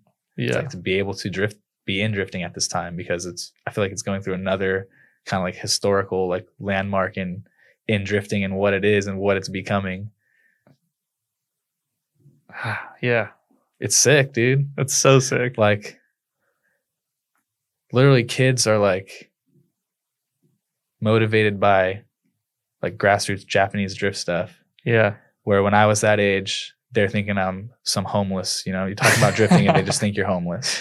Yeah. So it's like, it's, I don't know, it's cool. It's a different world. It's like drifting, the world of drifting that I grew up in and the world that drifting is now being two totally different things is awesome. Yeah. Like drift cars being like highly requested for music videos, and That's crazy. yeah, That's crazy. Like those guys know what drifting is. yeah, That's sick. yeah. And like, how crazy is it? Like, I don't know. And I think because of that and other TikTok and all this other stuff, like Mhm. if I drive my street car around and there's like high school kids, they all get hyped. Dude, that's what's so cool is the youth is into it. The younger generation Yeah. is into it. And that's so key for preserving drifting Yep. because if it was just us old farts, like just gatekeeping, like it's not going to work.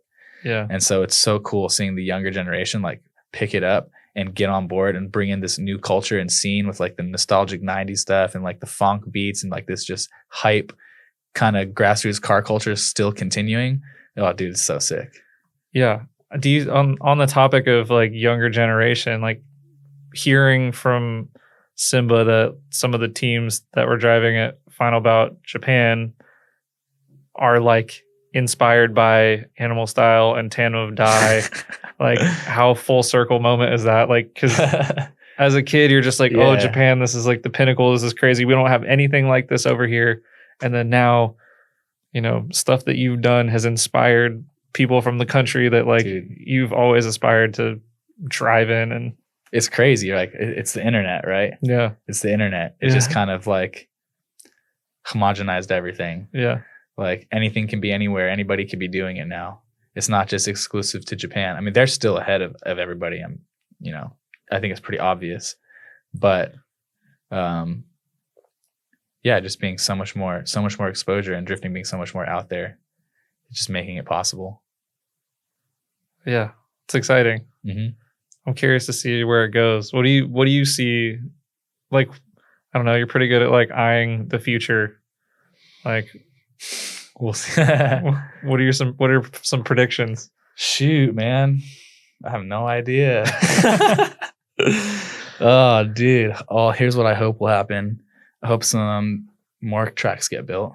Yeah, me too. And I hope the scene continues to go in the direction of following the Japanese culture and being invested in driving skill and car performance and your overall like drifting ability as far as building the car, making it look good, driving it good, pushing the limits of what you can do in the car, what you can do on the track. Seeing that continue to just try and get closer to them and maybe even catch up. And maybe at some point the internet and just everybody else kind of understanding what's going on, maybe it puts the world on a one level playing field where Japan isn't top number one. Like, for example, when I started drifting, SoCal, it was just common knowledge. They're just better than NorCal at drifting. Better cars, better drivers, better style. They're just better than us, right? Mm-hmm. And look how that flops over years. It can change because event organizers stop running events. Maybe they go on to do other things. Certain events go away. You know, things change, scenes change. So you never know exactly where it's going to be. So even though, you know, the Japan drift culture may be 5-10 years ahead of everybody else right now, like maybe sometime down the future, like it's basically a level playing field because these kids that are coming up have access maybe in the US at an earlier age, at an earlier starting point to start trying to reach for those things. You know, like maybe we have, like, for example, you've got Naoki teaching his kids how to be crazy drifters, Yeah. right? I'm sure we've got that happening in the States too. Mm-hmm. And if they're in very similar cars on very similar tracks, learning similar things, obviously from Naoki, you're learning from the best in the world. Yeah. But it's the playing field's getting more and more level. So that would be cool to see, just the overall level kind of rising to meet the pinnacle that they're striving for in Japan. Because I see the rest of the world getting closer. Like I remember we used to be so far off. It's like we would have some pro American drifter go there and look like a beginner on a track day, you know, something like that. Yeah. Like no shade on anybody. Yeah. But like that's just the level. That's just how far ahead they were Yeah. at what they're doing. And when Yeah. we go try and do what they're doing, we're obviously not capable. Yep. And now it's different. We can go there and we understand what they're doing. Everybody is kind of all understanding what's going on. And there's this kind of worldwide community of like aggressive driving and like short course drifting and like S chassis progression, things like that. So Yeah, and everyone's sharing setup secrets because like back in the day, you'd just be like, "Oh, I think they're doing this," but you have no idea. There's no like bridge or connection or. Now I can just be like, "Hey, bro, what setup you running on this car? Yeah. What spring rates? Yeah. You know? Yeah. What kind of arms? Okay, sick. Thanks. I'm going to try that. Yeah. Done. Boom. Done. And it's like, that didn't exist before. Yeah. So that's super cool. Yeah. That's just going to make things progress faster and faster. Yep. Whoa. Speaking of kids learning how to drift, would you like to teach your boys? I'll teach them if they want to learn. Hmm. I'm not going to force it on them though. Yeah, that's right. That's the way to do it. When they come to me and they want to learn, then When they're itching, then they're going to get boonted. Sick. But I want to let them choose their own path, you know? Like, I don't want them to feel like I have to drift because my dad was a drifter and I have to do what he did and try and be like that. And it's like, nah, dude, if you want to do something that you see for yourself, do that. And I'll take what I've learned from chasing my goals and help you chase your goals. That's dope. So that's all. And if their goals wants to be drifting, it's like, oh, fuck. Drifting ain't cheap. No. And you're like, oh, there goes college. Do you want to drift or you want an education? Right? Shoot, these days I'm like, all right, bro, just slap a camera in front of your face 24/7 and talk to me when you're a millionaire. It's crazy, the internet and content and that whole industry, just being an industry. Yeah. When we were kids, it wasn't even a thing that existed. Well, yeah, I mean, like if we knew that like making videos about us like building cars and going drifting could like turn into a job, we probably would have like went about it a little different. Right. Definitely. I mean, and then there's some teenager sitting down there in their bedroom in their parents' house right now, like just stacking bread. Yeah. You know? Yeah. Just like selling shirts online or something. Or like something along those lines, you know, like just finding ways to make money using technologies and like and facets that weren't available to us when we were younger, when we were at that age of like thinking of things to do, you know? There's a lot more competition out there, but there's also a lot more opportunity. Mm-hmm. Yeah, like tons of insanely unpaved, untouched, fresh powder opportunity that no one's even thought of because we're just in like such a crazy technological, like almost like an industrial revolution of technology, right? Yeah. Like shit's changing so much. Yeah. Dude, we could go on a whole another podcast about that. Just like how much different the world's becoming. Yeah. And that's almost why it's nice to have drifting as well. It's like just give you like a unplug from just something to hold on to, like to anchor to. Like you know, life, like the world could be going crazy, but drifting's still dope. So I'm just gonna handle my shit and keep drifting. Facts. Fucking facts. That's how I feel. I don't know. Yeah. Like all the AI stuff and I don't know. Like I don't know where things are going, but I know that I want to keep drifting wherever it is. Yep. Exactly. I don't know. I think we have some very like interesting futures coming into play very shortly. Oh yeah, it's gonna be nuts, dude. That's why like, you know, my kids are getting bigger. It's like I feel like I think I know what parenting is like. I ain't seen nothing yet. Like wait till they get older and like, you know, the world changes more and like things are more different. Yeah. So but hey, that's life. It's gonna be interesting. It's gonna be cool. Change is the way of life. Yeah. What did you miss the most when you were taking a break? That's an interesting question because I almost didn't really miss drifting. Wow. I almost like took it away as something that I wasn't allowed to miss or care about. Like I was just like disconnect, like drifting doesn't matter. Like that was cool. That was a cool part of my life. Moving on. And so like, wow.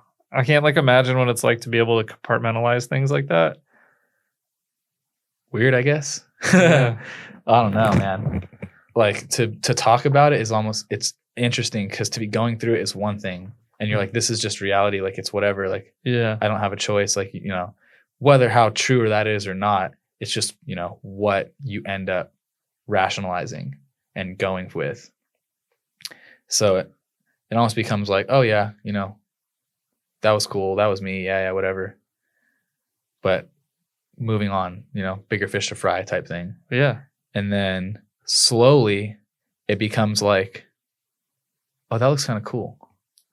You know, slowly it's like, I might go check out this RC drift track because my friend opened it up. Okay, I guess since my friend opened it, I'll go.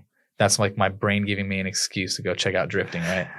And it's like, I'm not going to drive. Okay, fine. I'll go pick up my Hachi out of my dad's yard because he's, come get your shit, right? You're just letting this car rot. I'm like, okay, I'm sorry. I'll come get my car. Yeah. And it's like, okay, I'll just get it running. And it's slowly kind of, you breadcrumb your way back into like, dude, I fucking miss this and I love this. Like, what am I doing, dude? Life is too short to be playing these games, Yeah. Like, I need to fucking wake up. Yeah. And like take care of myself, which in some way means I need to be involved with drifting, which is maybe like counterproductive, but hey, I didn't choose this. Yeah. The drift life chose me, dude. I don't know. You seem happy. You've always like been a genuinely like happy dude, and I could see like as you were kind of like taking the break and stuff, like there was like definitely some I don't know, just like like the energy wasn't as much. I don't know. It wasn't like, dude, it was just like stashed. Yeah. It's just like, don't touch that. Like I think the best like way I can wrap my mind around it is thinking of like an addiction type thing. It's like, this is bad. Don't touch it. Yeah. It's just going to make me relapse type shit. Yeah. Like, I get it. It was cool. It was a part of my life. I have good memories, all that. But moving forward, it's a bad thing. And I mean, that's just what I rationalized at the time, whether that was rational or not. Yeah. We all go through our own shit. So, yeah. But yeah, like I said, it just kind of started being like breadcrumbs of being able to allow myself to like feel good about drifting and just like feel good about myself. Yeah. And not necessarily like try and cut myself off so that I could make sure everything went to my priorities. And then I don't have to worry about like necessarily, am I doing the most I can do? Am I taking away from what I need to be doing by giving in to these drifting urges? Yeah, that's real. It's gnarly. Yeah. So it's gnarly to like feel so certainly like one way, and then to over time have that kind of fade away. Yeah. And I guess that's just part of being young and, having to grow up. Damn.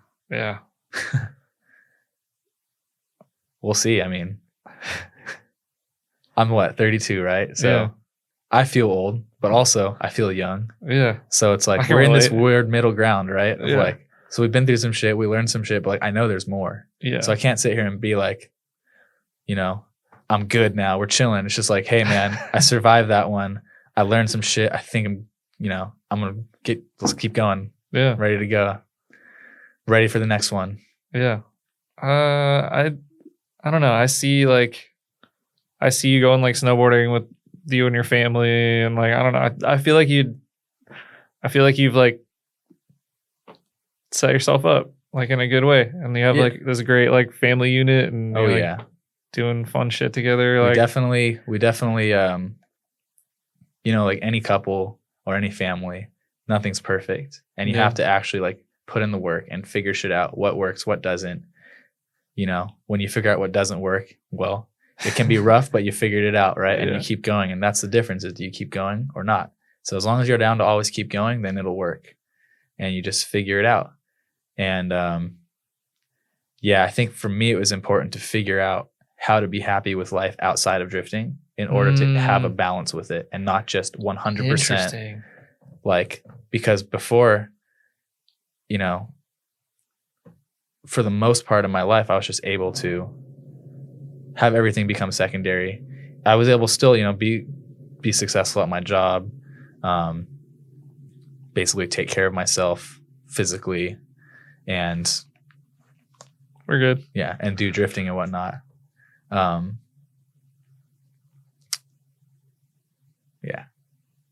Yeah. Sorry, loud noise distraction. It's all good. I think that's huge. I think that's like a very important step, and I think will allow you to do it long term. I think people talk about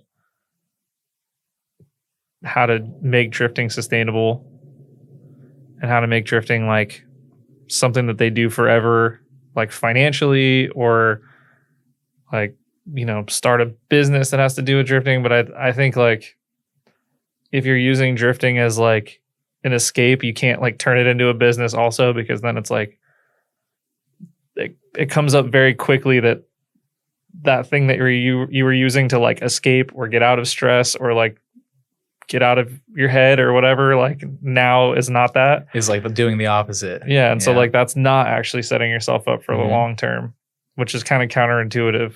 Right. Like I think like figuring out how to make drifting make you happy for the long term.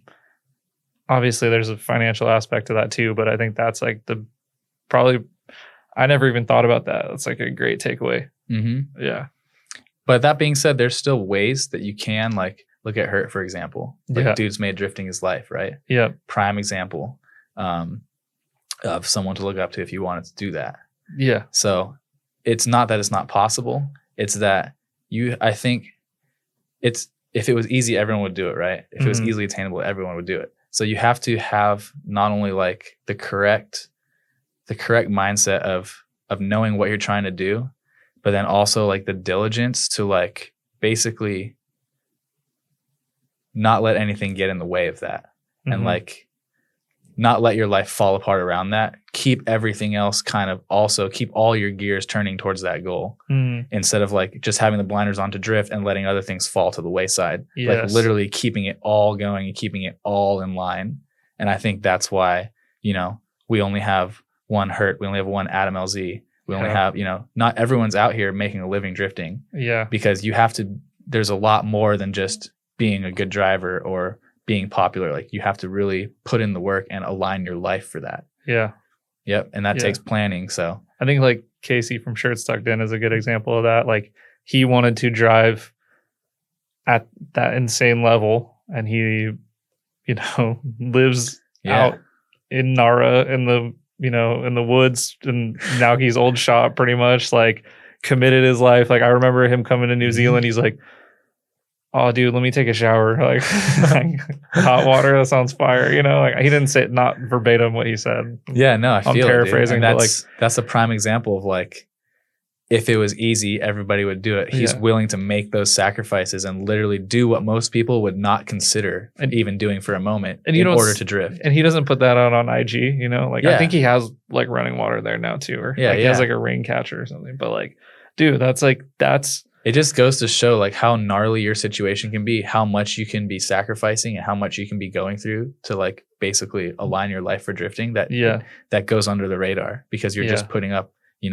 the success and the results and the cool shit. Yeah, and I think that is one of the challenges of social media is it's really easy to compare yourself, because like it's like as the sport grows, there's going to be more and more people who are willing to dedicate more and Mhm. more of their life to do more and more cool stuff, and then you're just Yeah. like, more and more people with the means to do cool shit are going to Yeah. get turned into drifting and do cool shit with it. yeah, and Yeah. you can't like imagine what it's like. I can't imagine what it's like to be like getting into drifting and just seeing like hundreds of people like living what you would feel Yeah. is the dream, Mm-hmm. and like not knowing like all the behind the scenes and like how it actually looks like. How long it took them to get there, or Yeah. what they've gone through in their Yeah. life to get them to that point, to be able to do that. Mm-hmm. Yep. So it's an interesting world, Mm-hmm. but it's cool to be a part of it. I wouldn't change it. I was like thinking about, I had like some time to reflect the other day, and I was thinking about how like fortunate I feel to just even have people give a shit to like listen to this podcast or Yeah. do like, be able to MC. Like I never thought that would be something that I did, but they asked me to do it and people liked it, I guess, on the Google survey. So they're like, you're back every time you want to do That's it. sick. So I think just like being involved in like, I think giving back to the community that you're in is really important. And I think I like haven't done a good job of that I would beg to differ. I don't I know. think you've done a fantastic job. Look where we're sitting. Yeah. I'm trying how many people you've reached. I'm trying to get back to like giving back to the community more than I'm taking from it, if that makes sense. Mm-hmm. So I think that's like a big one. I think it's like pretty hard to get there, but it's a lot more like fulfilling. And I think there's also a lot more like longevity in that also, which you've given a lot to the community. So It's given a lot in return as well. You know, like Yeah. drifting is my life. So it's basically provided the pathway for everything I've done up to this point. yeah, You know, even with my old job that I was doing, like I mostly learned how to work on cars from wrenching on drift cars. Like I didn't didn't get a certificate or like go to school or anything. Like I just learned enough doing my own shit. So it's like, had I not gone into drifting and done that, like, you know, who knows? Life would have been totally different. So it all just had that trickle down effect, you know, and just affected every part of my life. So that's probably why I'm like a mentally emotional disaster when I try and Disconnect. reject it. That's relatable. Yep. So, the key is just finding the balance, you know, and that's the common theme. You talk to a lot of people, they're going to tell you the same thing. And I mean, you've talked to a lot of people and I'm sure heard the same things. Yeah. And that's kind of the common struggle too. It's like finding the balance. How have you found the balance and how are you finding the balance? Exactly. Yeah. That's a question. How do you do it? I'm learning. Yeah. I'm figuring it out. How did I do it before? 100% drift, 0% life. I'm trying to get a little more like 50-50 now. Yeah. Where do you like draw the line where you're like, okay, now I'm getting a little carried away? How do you catch yourself? I think at this point, I can't get to that point. I think that there's a small spot in my life that's opened up space for something and drifting has filled that spot. Yeah. You know? And the rest is family and work and those things will never doesn't be have replaced. the opportunity. Oh. It has been, I like that. That's a great way to go about it. Yep. So I definitely I don't mind missing out on an event, having to wait for some parts, you know, not wrenching on the car when I've got parts ready to go on it. Yeah. Screaming at me, put me on. I'm like, you can sit there. Yeah. You know? Yeah. Got other things to do. So that's been the biggest difference. Damn. Well, yeah, we're happy you're back. Hell yeah, dude. Yeah. I'm excited to do some D. Yeah. Can't wait to drive with you. Yep. It's going to be good. Not in the Corolla because E36s and Corollas do not. Yeah, dude. Nothing. Corollas, you just got to drive them with other Corollas. Yeah. E36 is hitting Corollas is not a good. Dude, anything hitting a Corolla. Yeah. Yep. Yeah, I learned that quick. I was like, man, I'll be fine. I'm just going to go shred it, like whatever. It's like, nah, dude. We're trying to get buck. People are out here, like the driving level's up. Yeah. It's a party. I need a party car. Yeah. That's what S chassis are. Yeah. What do you think? I don't know. Did we miss anything? I feel like we covered a lot. Yeah, man. We did. I don't even know how long we've been sitting here. I can't think of it. Honestly, I don't have my glasses, so I can't came read in here the time. with like the blankest brain. I was like, I don't even know what I want to say. I hope he's got a lot of questions for me. I just got, done with the drive. So I'm just like, happy to be not driving. Yeah. But it's cool, man. I love coming down here to SoCal. Yeah. Thanks Especially for making the now I road have a trip. reason. Yeah, dude. Crash anytime. Yeah. Got more reasons to come chill. Yeah. We'll go drive ABS and Horse Thief. And Man, yeah. I haven't driven Willow Springs in a minute. Yeah. So drive it a lot. Yeah. It's like an hour and 20 minutes from here. Shit, that's awesome. Yeah. Yep. You got a lot of opportunity to drive down here. Yeah. We're getting some more opportunity to drive up north, hopefully. Yeah. When do you think this is coming out? How long does it take you to edit these? I don't know. I got like a bunch recorded, so I have to like figure it out. Oh, you got a bunch of this? Or you got a bunch of more podcasts? I have like 6. Sheesh. Have stacked up rush, that I haven't dude. put out. No rush. I'm excited to put it out though. Yeah. I feel like the people need to know. Hey man, if people want to know, then they'll know. Now they'll know. Yeah. But yeah, man. Sorry for putting you off for so long. That's okay. Yeah, Max was like, dude, you got to get on the Goodest cast. And you're like, oh, yeah? I'm like, yeah, if you want. And you're like, okay, maybe someday. And then you hit me up and you're like, I'm down. Okay. That's how I generally like to do it. I feel like it's way better when people are like ready.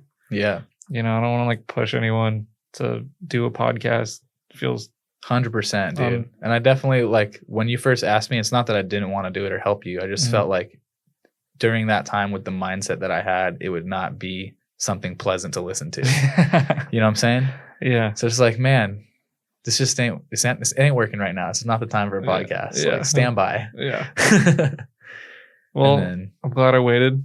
yeah, I'm man, I glad we wanted to waited. shoot it when we moved. But I Yeah. got so sick I couldn't talk. So like, Yeah. Well, this is better too. We got like Yeah. the setup and yeah, you got it dialed, dude. This is sick. yeah. Yep. Yeah, I think we just about got everything. Yeah, man. Well, I'm happy- sure I'm gonna cringe when I see it. Oh, definitely. That's the standard. Listening to yourself talk for 2 hours is the worst. Yeah, dude. I'm used to it now because I have to edit my own talking a lot. Oh, yep. Yeah, I've gotten a lot more comfortable hearing my own voice, which could be a good thing or a bad thing depending on who you ask. Hey, your voice is not bad to listen to. Thanks, dude. I think everyone listening would agree. Yeah, Ryan's got a nice voice too. I can't tell how it sounds. How's it sound in your headphones? My voice is so annoying to me. I don't know. You got like that, like you just talk smooth, dude. I feel like if I had the headset on, I'd be saying the same thing. Yeah. Your voice sounds great. I sound like shit. Well, I'm happy we did this. Happy to have you here. Yeah. Glad we get to like kind of tell your story and some of the stories, all the stories, whatever. Like, it's cool. Yep. Yeah. Yeah, it's pretty like, especially listening to your podcast, you hear things about people that you're just like, wow, I never would have guessed that, or I never knew that, or, you know. So I don't feel like I have necessarily like lived any crazy special life or anything like that, but it's cool just to realize how relatable people are, you know. Yeah. And just like, dude, that's the same like type of shit I have to deal with, you know. Yeah.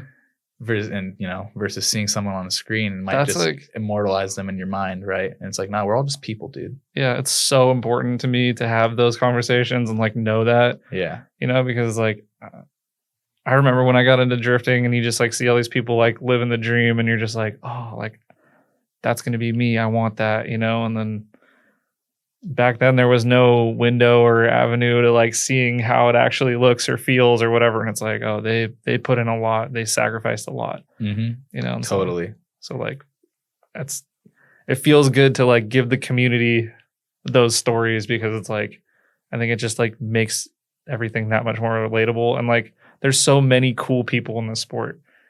And like, you're not going to get somebody's personality through social media. I mean, some people, yeah, but like Mm-hmm. a lot of people are not interested in doing that or too afraid to put themselves out there really like as their personality. They just think, oh, people like me for my driving or my car or Mhm. whatever. So Oh, dude, definitely. It's nerve-wracking to like put yourself out there, be vulnerable, yeah. be genuine. It's because you know, oh, people are going to hate, people this and that. But the thing that's cool about the drifting community is almost always overwhelmingly positive feedback on just about everything. Like, Yeah. there's so much support because I think that core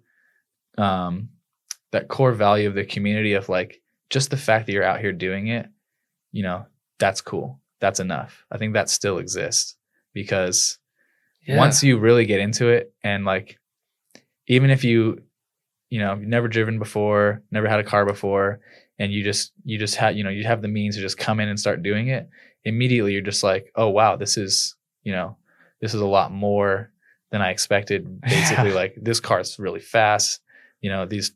These guys are really skilled. What we're doing is actually difficult. It's dangerous, Mm-hmm. and like really opens your eyes, and you become, a real true drifter. Whether people are hating on you on Instagram because you have a shit ton of money, or whether people are hating you on Instagram because you have a broke ass junk whip. Like, it doesn't matter. Like, once you're out there taking the time out of your life and putting it into drifting and doing the damn thing, like, you become a drifter, and that's enough. Yeah. Well said. Yeah. Fucking ended on that, dude. Cut. There you go. Dude, thank you. Happy we finally got to do this. Fuck yeah, dude. Happy you're back. I'm so excited to drive with you. It's going to be sick. Yeah. Let's go fucking eat, hang out with your family. Dude, fuck yeah, let's do it. Yeah. Bye, Enjoy everybody. this sunny Southern California weather. Yeah. Sorry for you guys not in sunny Southern California. It's hell expensive here, though, okay? So you don't want Yeah. to live here. Yeah. Yeah. Goodestco.com. Buy merch. You know what I'm saying? Right here. Yeah. Yep. luckily, I think this is a good place to set up Mhm. for the podcast. I'm gonna get like a lot more in-person ones, which they're just better. Yeah, this is great. SoCal's always been the hub of motorsports and drifting, especially in the US. Like Yeah.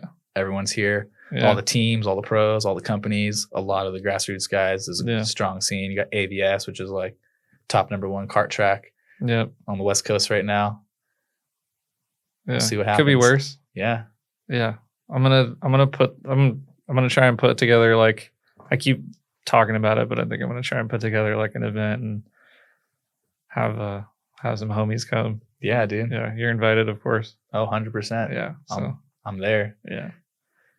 Yeah. Look at speaking of events, dude, your Goodest Cast Sideways Love sim events. Are Yeah. like, Shout out Sideways Love, dude. yep. We love All to see the those sim boys. support. Yeah. That's another dream, dude. Seeing the sim scene blow up like it is. Yeah. I remember, dude, I think it was hard to be a drifter. It was even harder to be a sim drifter. Yeah. And now it's just like the most accessible thing. You were like one of the first people I saw Twitch streaming in general, let alone Twitch streaming R Factor. Yep. Like, I remember seeing you like on Facebook, you're like going live on R Factor, and I was like, how the fuck does he do that? Like, how does that even work?